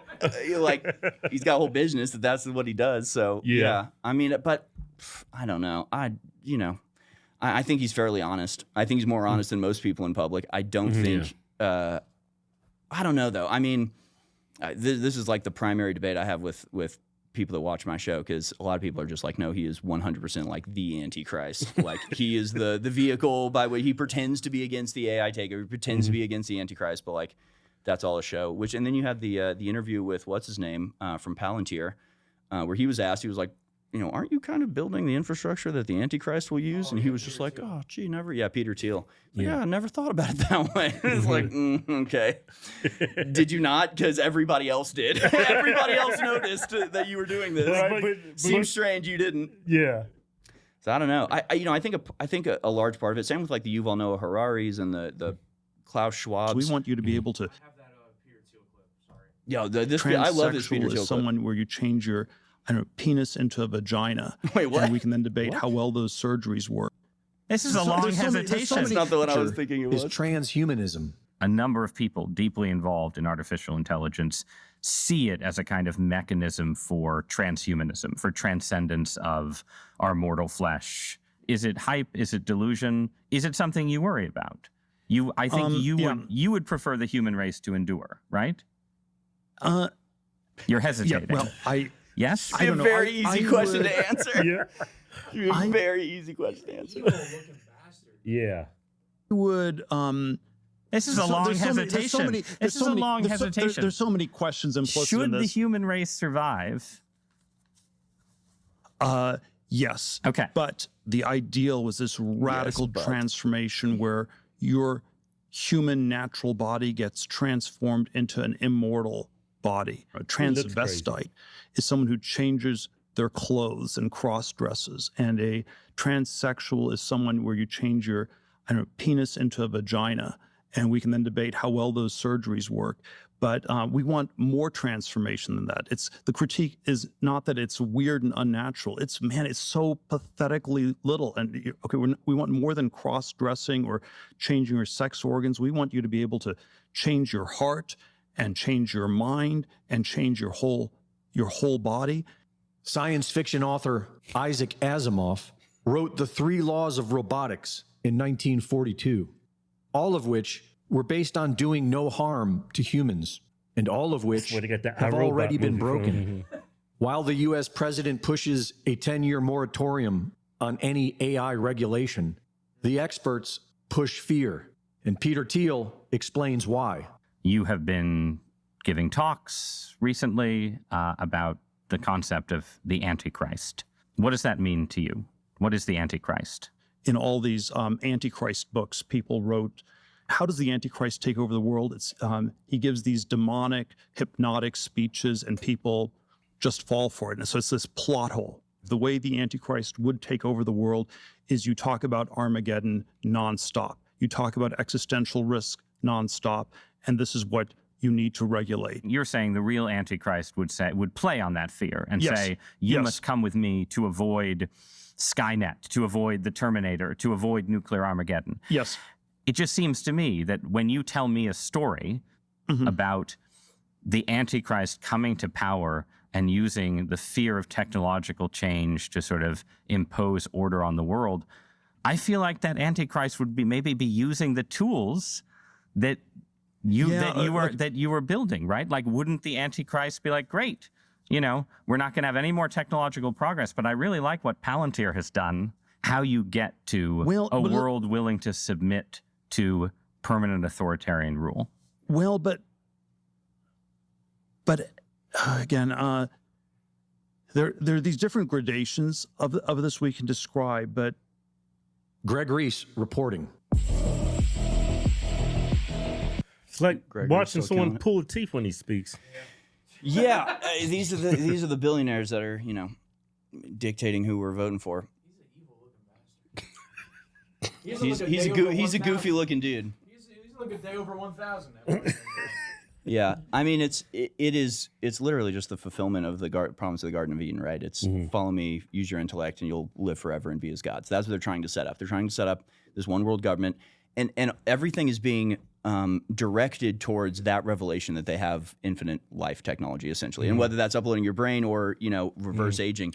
I mean, live forever. The billionaires, literally, right? They either think they have accomplished this or think that they are just on the cusp of accomplishing this. So if you think about it, obviously immortality cannot be given to everybody. That is unsustainable. You would run out of resources immediately, right? So only a few people can have the immortality. So they're trying to build a world where we accept that, there's a small number of people that have the immortality, and by serving them well enough, you might also be given. So it'll be a carrot that's dangled over everybody else. Is you can join us, the gods who live forever and control everything, if you obey us enough. That's why I think a lot of like what they're preparing for is like, we got to get a world where people will accept that and won't just kill us. Right. That's great, because they got like Palantir, is that how you say it? Palantir, yeah. They got a lot of, like Israel, their army, their military is using a lot of the technology to take out like Hamas children and stuff. Like that. Yeah, no, that literally. Shit's crazy. Yeah. No, it's wild. It's wild. And that's what I don't understand about the Gaza thing is like, how do you not sympathize with the Gazans, and how do you not feel like there, but for the grace of God, go us? Like, because that they are the prototype of the 15-minute city, right? You've got to have permission to leave. You can't leave without the passport, and you've got AI machine guns mounted on the fences to make sure that you can't leave. And I mean, it is insane. It's dystopian. The drone, machine gun drone mounted machine guns flying around, playing the sound of babies crying to lure people out, or like shooting people in bread lines. Yeah, it's sick. And Palantir is providing a lot of the tech for all that lavender and all that. That's crazy. And Fox News won't cover that. CNN won't cover it, because there's that same ecosystem you alluded to about. You got to have that ecosystem to become successful or be an elected official in this country. And it's just not. It's honestly just not working anymore. Like you lose credibility by defending the stuff that Israel's doing. And I feel like at this point they're almost like cycling through all of their people either sending out Ted Cruz, and it's like, well, that failed horribly. Who do we have next? So you got somebody else to make the case. And what can they say or do next to keep everybody believing that lie? Yeah, that they're God's chosen people. Yeah, well, it's working well. Context matters. I know Jesus said that, but hey, that happened 3,400 years ago. Anybody with an honest or an ounce of integrity wouldn't say that about the same people that's living in that political entity, Israel, right now. No, it's just it's honestly absurd. It's ridiculous. I don't know how people fall for it, but they fall for everything. Well, they make me feel smart. Or maybe we just dumb as fuck and don't realize it. No, that's definitely not it. I mean, going back to like the Ben Shapiro thing, he's like, if you have evidence, it's like there is infinite evidence. I mean, the Ghislaine Maxwell trial, that was all evidence. The reports made by the people at the time, all of that is evidence. Yeah. So, the Ben Shapiro tactic of like, we are the smart ones and you crazy conspiracy theorists over there speculating. It's like literally none of this is speculation. Right. Nobody's speculating about anything. We don't speculate. We used to. There used to be a time when this stuff was hidden. It's all just like out in the open now. You don't need to speculate. They tell you. They literally told us we have to go to war with Iran for Israel. They didn't even try to cover it up. Yeah. We mentioned that on Twitter and everybody attacks us. Yeah. At least in like 2001, they had the decency to false flag us, right? At least they had the courtesy to lie us into the war rather than just being like, no, you're doing this for Israel because nukes. It's absurd. They move beyond the need for false flags. They just tell us that it's happened. Yeah. Hey, I want to ask you about methylene blue. We was watching Joe Rogan. He was with Mel Gibson. There's studies on that now where people have proven that they've drinking methylene blue and stuff like that. Yeah, methylene blue, which was a fabric dye. Yeah. And now they find out it has profound effects on your mitochondria. Yep. This stuff works, man. The methylene blue, I was doing some research on it. It actually strengthens the cells. I use it for patients that are really low in energy. I try that. It tends to help. My energy is kind of low. I'm going to be 51 this year, right?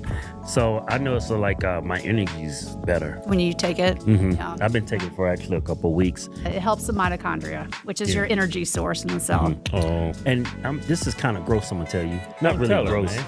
Why you got to go there? It was this finger right here. I thought it was like a wart. And I would pop it would go away. About a week later, it would fill back up. I started taking methylene blue. I popped it. It just dried up and went away. That's awesome. There's a anti-infective component to it. So maybe you had some sort of infection. Go to officialhodgetwins.com. Pick up our methylene blue in liquid or capsule. Got it in capsules now. It's some damn good blue. Go to officialhodgetwins.com. Through all your research and all the years you've been with Infowars, what is the one thing people are not talking about, but they need to start talking about? Chinese fishing fleets. Chinese fishing fleets. Yeah, that's one thing. I definitely know what the hell you're talking about. Private equity is the other thing.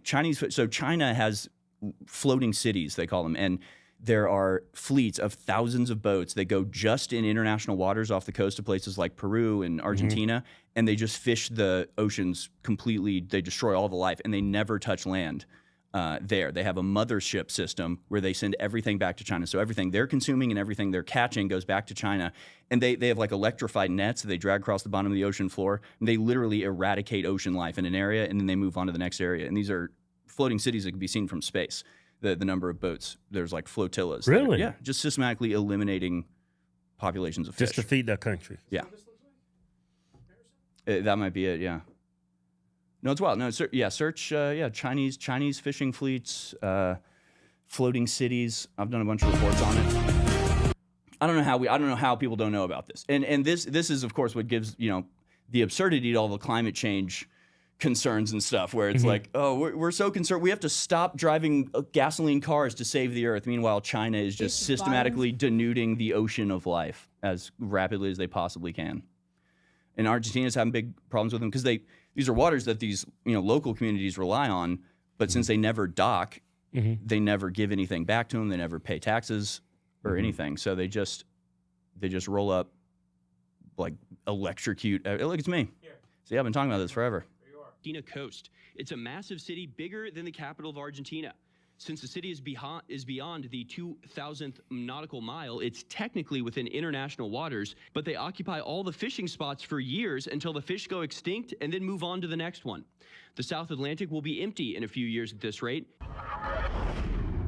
That's crazy. Never heard about I did a big report on that. Yeah. No, it's wild. It's been going on for years. Wow. Yeah, so that's one that I really wish more people talked about and that we did something about, and it would also hopefully awaken people to the absurdity of climate change, while China's just the worst for the ecology in every possible way. I mean, it's like they go out of their way to be terrible, like to like build this system where like they destroy all the life. It's like, you don't have to do that. You can have like manageable farming techniques when it comes to like crabs and lobsters, where you like you don't kill all of them so that they're still there the next year when you need them. They don't do any of that. They need to look at more Disney movies, because they go over all that shit, killing everything, leaving nothing for everybody else. What was that dude that came and chopped down all the trees and he made fucking, what was that, the Lorax? Yes, we need Dr. Seuss. We need to indoctrinate the Chinese children with Dr. Seuss. Yeah, everybody saw Lorax. I ain't seen it. You seen that? He's chopping down all the trees. I remember he's like orange or something, right, with a mustache. And then it went so far, the dude that he was selling all the trees to, he was selling air because there's still more air left. You didn't see Lorax? I see that. I guess I gotta see it. Yeah, Lorax is a good movie. China needs to see it. So that'd be the one thing. The other thing is private equity. The way private equity is buying everything up right now. Tiffany Cianci is doing a lot of great coverage on that. Ian Carroll as well. Just buying up houses and stuff. Well, the houses, that's a big issue. But this is like small businesses, and like they have all these shady ways of doing it. It's like it's really deep. But they basically will go into a location and they'll buy like every HVAC company.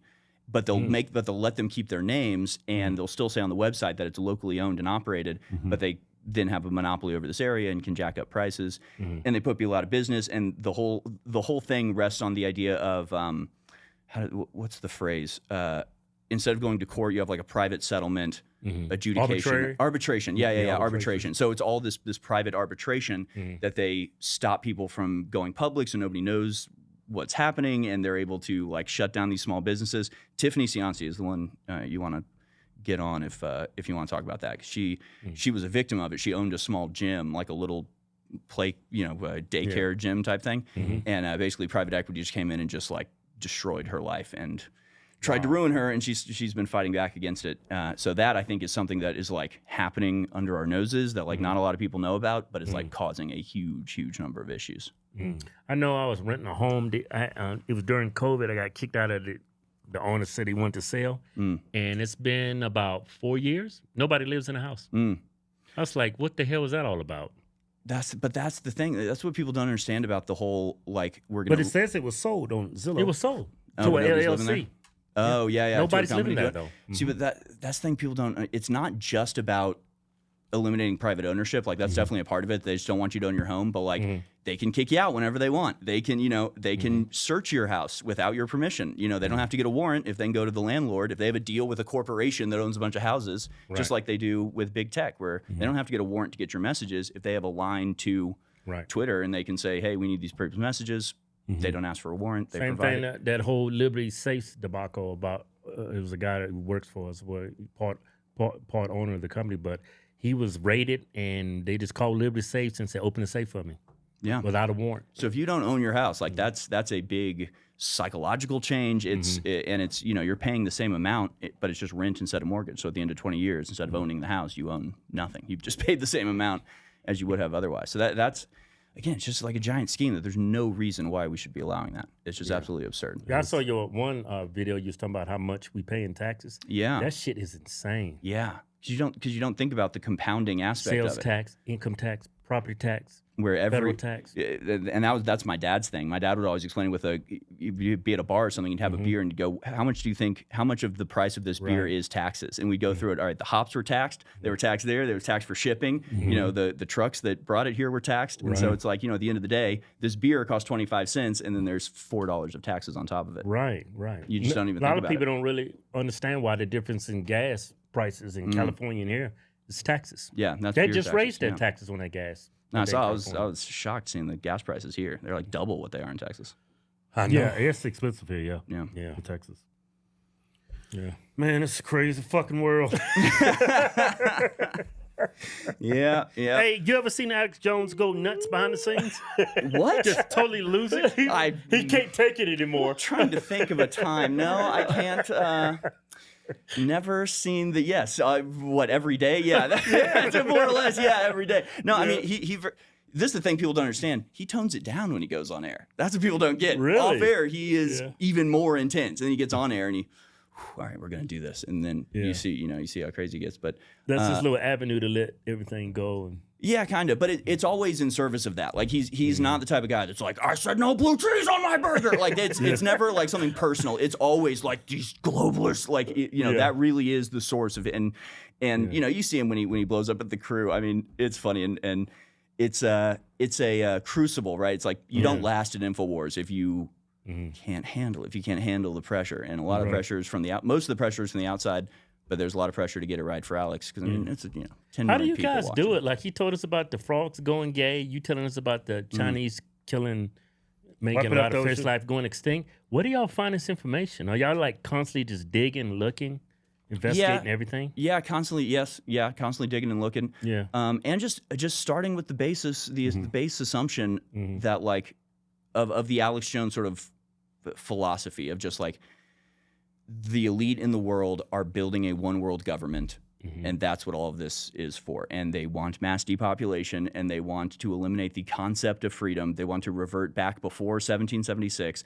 I mean, just the term Infowars and the imagery that we use, it tells the real story of what's going on. And so, it's like at a certain point you have to stop being shocked. That's the most annoying thing to me with all the the Epstein stuff, the Israel stuff. It's like I'm annoyed that everybody's still shocked at any of this. Yeah. You should all understand by now like just how thoroughly corrupt everything is. But and to also recognize how far we've come. I mean, it is crazy how different the information landscape is these days. Where probably 10 years ago, if you said 9/11 was an inside job, nobody would talk to you. Like you wouldn't be able to get a job. Like now, I bet more than half the people you ask about 9/11, they'd say, yeah, we don't have the real story. So there was no documentary that came out. There was no paper that was published that changed everybody's mind. That was just a progressive, slow drip revelation that at some point the tide turned and now everybody knows we've been lied to. Yeah. So we've had like major successes in the information war, and that's what it is. And you have to treat it like a war, and you have to, fight it like it is a war. And I think a lot of people, they want to win this battle and they can't see the bigger picture for what it is. And Alex laid that out 30 years ago. So in terms of finding all that stuff, you just, you go on the sites that people tell you not to go on because that's where the interesting stuff is often posted. Yeah, you almost got to train yourself to read what they're telling you, but you have to also tell yourself, what are they not telling you? Yeah. You have to get in that mindset whenever you read anything nowadays. And that's something that the left is sort of co-opted, but it's absolutely right. The critical media interpretation, where you have to be able to picture for yourself, what are they leaving out? Why are they framing it this way? What do they want me to believe? And it's funny. It always reminds me of in Harry Potter.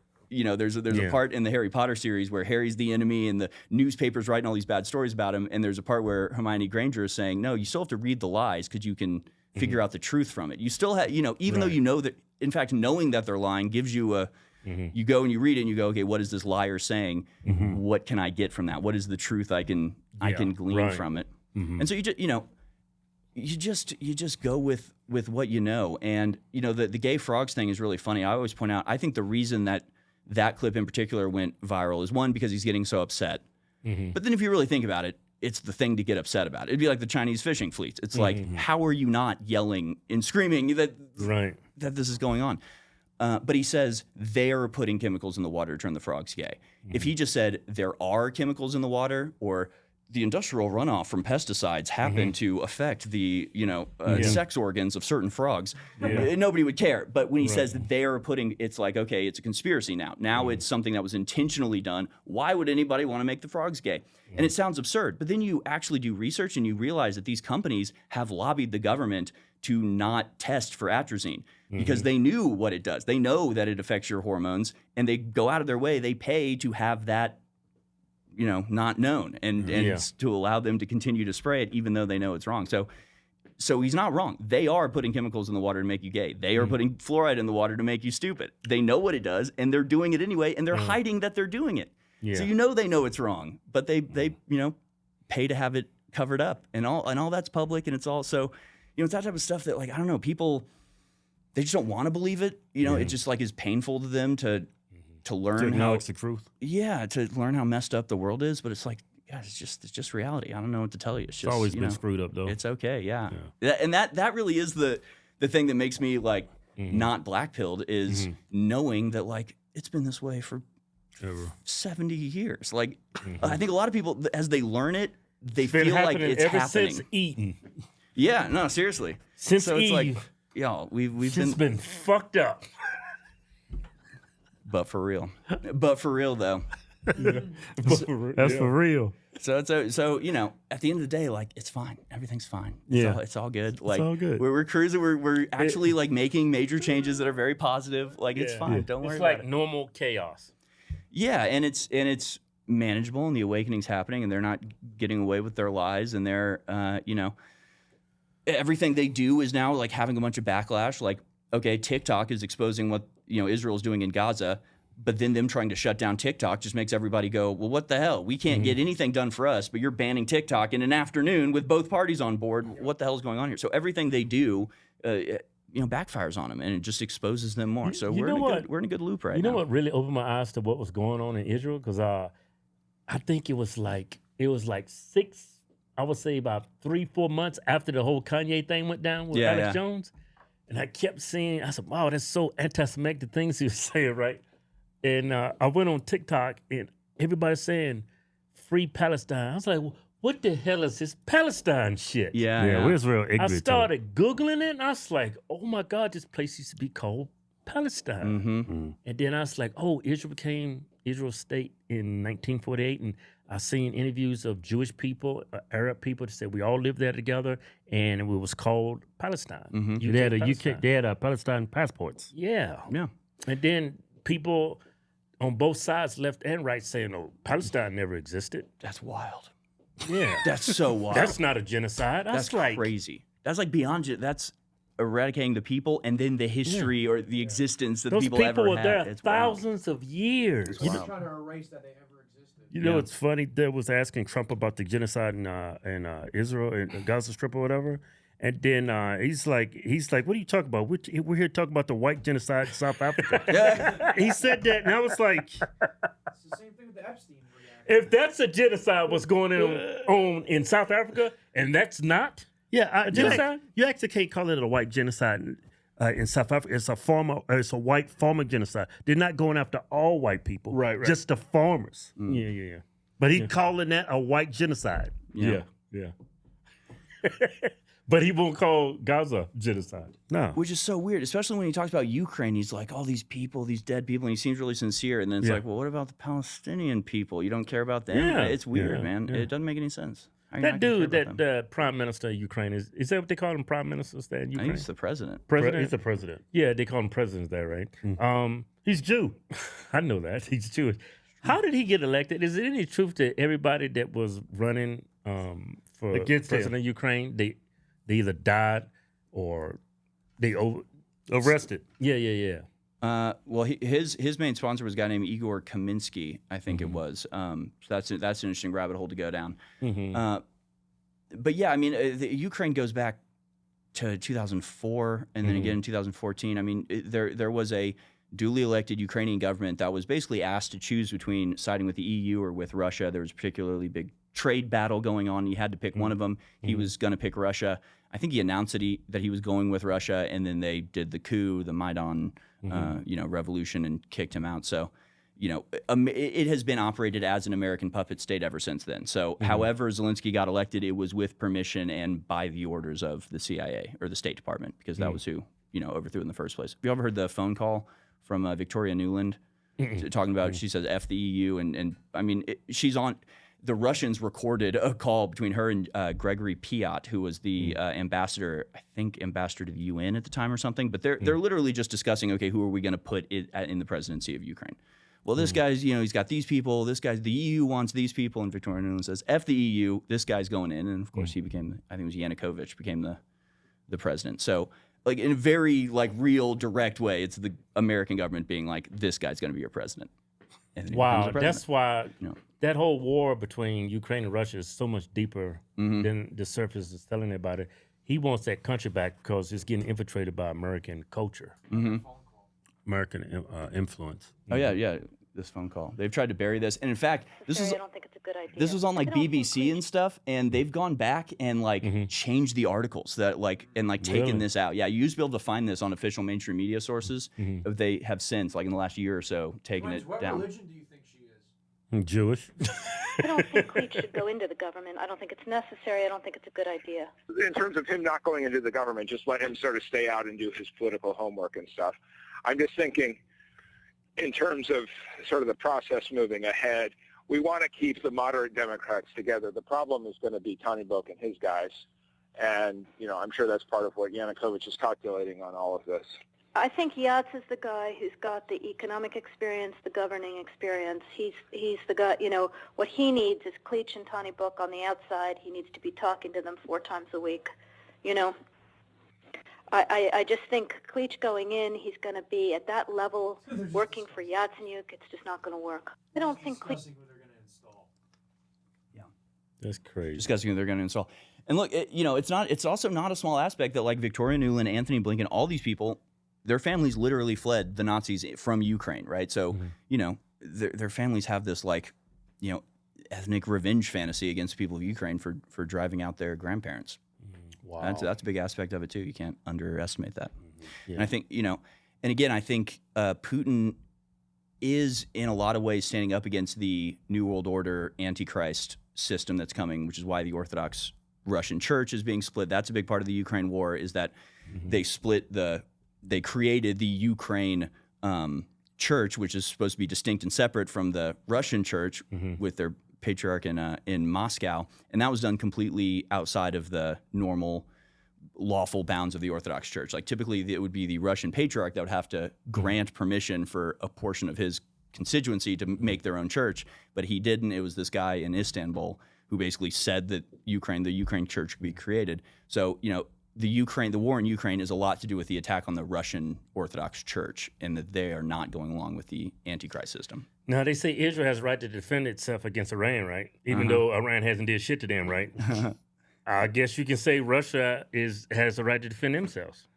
They are protecting themselves from American influence and outside influence. Yeah. Because Ukraine and Russia is pretty much, they're all the same people, culture. And they're very much the same people. I mean, the only reason Ukraine is separate and distinct is because one of the Soviet leaders was from Ukraine and just wanted it to be separate. And so he just made it something separate. It was just a, sort of an arbitrary bureaucratic process that it went through in like the 50s. Yeah. It's like not a... That's crazy. Yeah. It's all very distinct. I mean, there's like debates between... There were in the early like Soviet Union whether they were going to like get rid of Ukrainian as a language because they were like it's just mispronounced Russian. they're like it's not even its own language. It's just basically slang. It's just like Russian slang. So yeah, they're very much. I got a people. colleague. He's from Ukraine. He said a majority of Ukrainians they're like pro Russia. Yeah.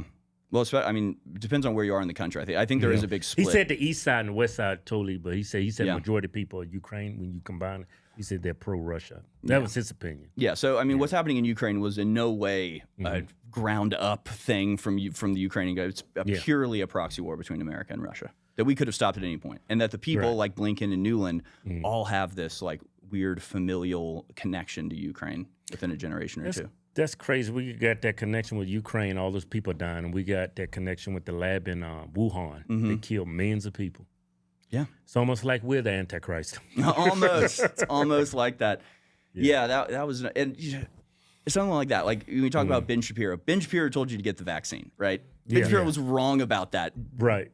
Demonstrably incorrect about that and a number of other things. And again, it's like, okay, just assume the worst, and you're probably going to be right. Just assume, like, as soon as we heard about COVID, it was like, this probably came from a lab. It was probably released on purpose. It's probably to rig the election. Like, all of this was, they're going to have a vaccine. It's going to be a vaccine passport. It's to roll out this new form of vaccine, mRNA, which... As soon as they start talking about them vaccines, I ain't taking that shit. Right? As soon as Trump said, Operation Warp Speed, I said, I still ain't taking it.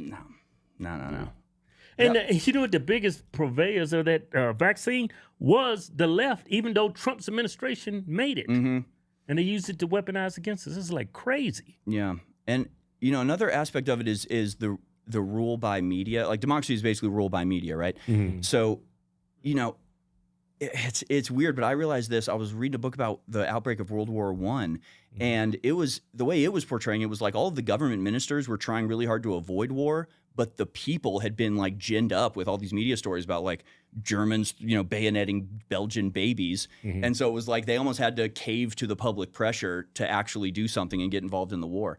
And so Operation Warp Speed, I think, was a similar kind of situation where the media had so imprisoned people in fear over COVID, like they were not going to go back to work without a vaccine. They had been told by the media, you know, you should not go back to work until there's a vaccine. The vaccine's the only way out. So I give Trump a little bit of leeway there because it's like the economy was going to crash. It was going to get bad. People were going to starve. The supply systems were barely hanging on.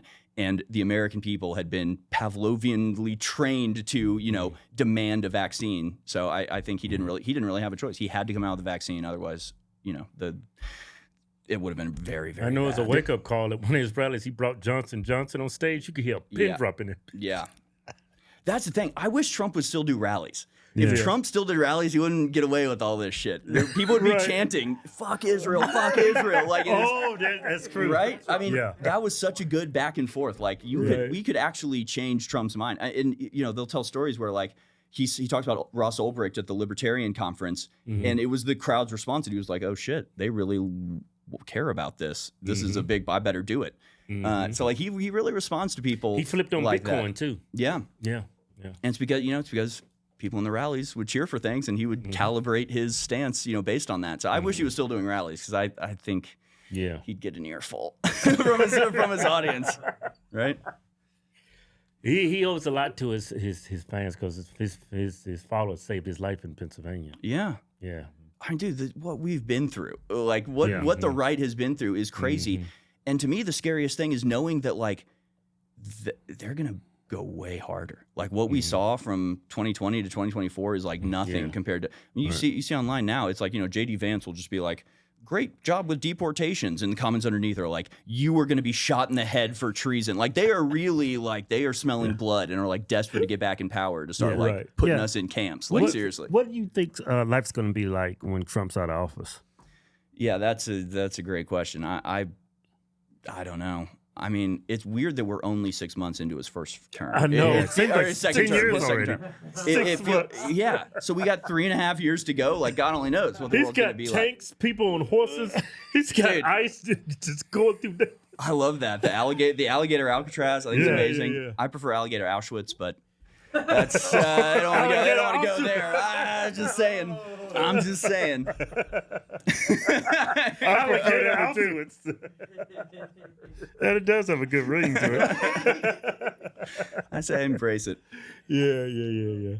I think, what do you think about the Democrat Party? You think they can recover from, because they're like they're not even liberal anymore. They're more progressive party. Yeah. I think they're going to be taken over by the AOC wing. I think that's the youth.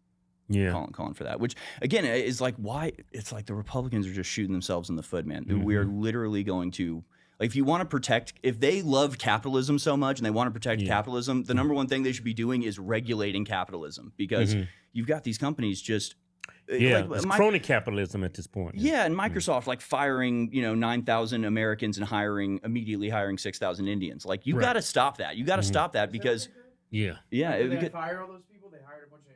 Yeah, they laid off 9,000 Americans while simultaneously applying for 6,300 H-1B visa. Well, look at when I'm banking with Capital One of the banks I bank with. Every time I call, I know I'm calling some shithole in India. Yeah. So so people see that and they're like, "What the fuck? This is horrible." And it's the socialists that are the one going, "Yeah, it's because capitalism is bad and we're going to fix this." And the Republicans are saying, "Well, tough shit. They can make $10 more by selling, your history and culture out, so that's what they're going to do," and they think that's fine. It's like we are literally going to be taken over by some sort of communist socialist. That's why I like Trump's tariff policy, because it's really a leftist policy when you think about it, because he doesn't believe in free trade anymore. Yeah, well, I don't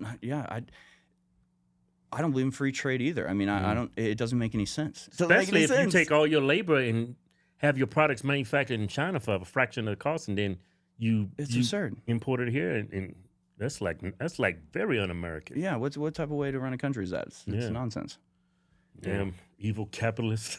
Yeah, right. And so the socialists are going to come up, but like it's American. It's a tradition of America to break up monopolies and to use the power of the government against the corporations. Because like, what the hell am I going to do against Microsoft? I can't do shit. Yeah. It's got to be the government that protects Americans against corporations. Right. There's no other option. Been sold out a long time ago. Yeah, Teddy Roosevelt wouldn't have let him get away with it. Yeah. Right. So, it's not this dichotomy between capitalism and communism. It's Americanism is there to tamp down the excesses of capitalism, which are just as damaging as anything the government does. Yeah, I agree with you. Man, this has been a damn good show. I don't know. I feel like you're like sad. I feel like I blackpilled you. This is the problem. I'm just gonna go home and commit suicide. I just like this happens so often, man. I'm just like talking, and people ask me. This happened to me like way before I worked at Infowars. There's this girl like, I love talking politics at a party in college. And I said something just really flippant about like, well, Obama's not really president. She just like bursts into tears and like runs away. And I'm like, I'm not trying to blackpill everybody. This is just how it is. I don't know. Right. Shit. It's fine. It's all fine. It's all good. Yeah. Some of the things Trump do, I was like, yeah, that's good. It's good. And some of the things I'm like, no, it's not. That's not what I voted for. It's like there's always it's always going to be that though. Yeah. It's always like a one for us and one for them type thing. That's exactly what it feels like. Yeah, I don't know. And when we say one for them, we're talking about Israel. Yeah, pretty much. Yeah, no, literally, yes. Literally, it's like, yeah, we'll do deportations, but also we're gonna like kick out medical students who criticize Israel. And it's like, but why? But why that part? Can we just get the good part, and not the dumbass what's his name? part? Khalil? What was his name? Mahmoud Khalil. Yes. What the fuck did he do? I don't think he did anything. He just criticized Israel, right? That's definitely why he was targeted. Yeah, for sure. Which it's like, okay, if we had if everything was going great and you were doing that, I'd say, okay, well, I don't like it, but whatever. We're seeing. But it's like we can't get anything that we want, and they get everything that they want. Right. Everything immediately. Yeah. They do actually have everything. They have free college, free medical care. We don't have none of that. Do you think anybody's been deported from America that's Jewish and sent back to Israel? You think that's ever happened? Yeah, I'm sure that's happened. I'm sure that's happened because there's a lot. How about under this administration? Yeah, maybe not. I don't know. Makes you think. That's a good question. Yeah. 0. Yeah, it's probably zero. Yeah.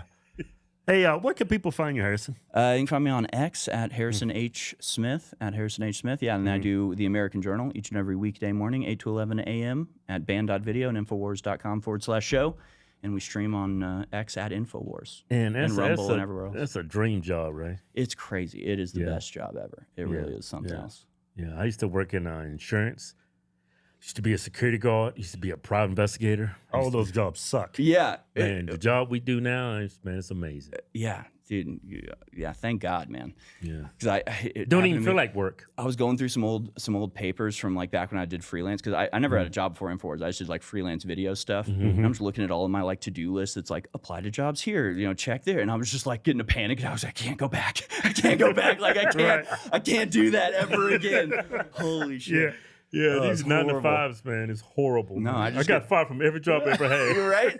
That's it. I was never good at like just like putting your head down and bowing. Being in a cubicle, that shit sucks. Yeah. So I'm incredibly lucky, but the Infowars audience is just like I know everybody's like, oh, we have the best audience, but like the Infowars audience is the best audience in the world. They know what's up. They are like so generous. It truly is amazing. Yeah, you can't be a Republican and don't watch Infowars. Yeah, well, there are certain types of Republicans that There's a lot of liberals in the party now because they can't just deal with Democrats no more. They won't watch Infowars. Yeah, I know. Which they should. And it's funny because Alex they used to call him a leftist. They thought he was a leftist because he was against the wars that Bush was waging in Iraq and that's so crazy, man. He saw it before everybody. Yeah, and it's like it's great because when you have that position, like you never have to apologize. You never have to do a mea culpa. You never have to go, well, I was wrong about that. It's like, it's pretty simple. Just be anti-war. Be, just assume that everything happening in the geopolitics is just deception. And you Alex never Jones have to been pushing apologize. the same message for what, 30, 40 years? Yeah. 30 years. It's crazy. Yeah. Now it's the boilerplate for being a Republican nowadays. Yeah. And we've paid the price for it big time. When I first heard that we go to wars to make rich people money, I thought that was crazy. Yeah. And it's like even that wouldn't even be that bad. It's like if we were just going to war to make people money, that wouldn't even be as bad as what like the real reason we're going to war, which is like literally to just like kill everyone. It's just like to create a one world government. And it's like, because that's the thing, they pitch globalism as ending war because they want these economies that are super intertwined to where you can't even go to war because China makes all of our medicine. So like what the fuck. But what it really means is you're not going to have nation states warring against nation states for a certain period of time. That's what war's been forever, is some topic gets to a point of heating that it boils over and two states clash and then they have peace and separate. That's what's going away. What's replacing it is endless war against anybody that's not in the system. So that's what we're seeing in the Middle East right now. The Yemeni Houthis, the Lebanese like Hezbollah, the Syrians, factions of Syria and Iran, they're not in the system, so it's going to be endless war until they submit. So that's the future of the world if they get their way, is endless war against anybody that's not in their system. So in the future, you see everybody wearing a Jewish flag, Israel's flag. No, it'll be branded on your in the inner part of your right hand. You'll need it to buy food. Yeah. Right. Yeah. Damn. I'm gonna go ahead and kill myself. God damn it! I'm not trying to blackpill. It's fine. Everything's fine. I've already saw the end. It's all good. And I don't want to be here. Look, thanks for coming on. Yeah, absolutely. Thank you. It was a damn good show. Damn good show. Sorry if I made you sad.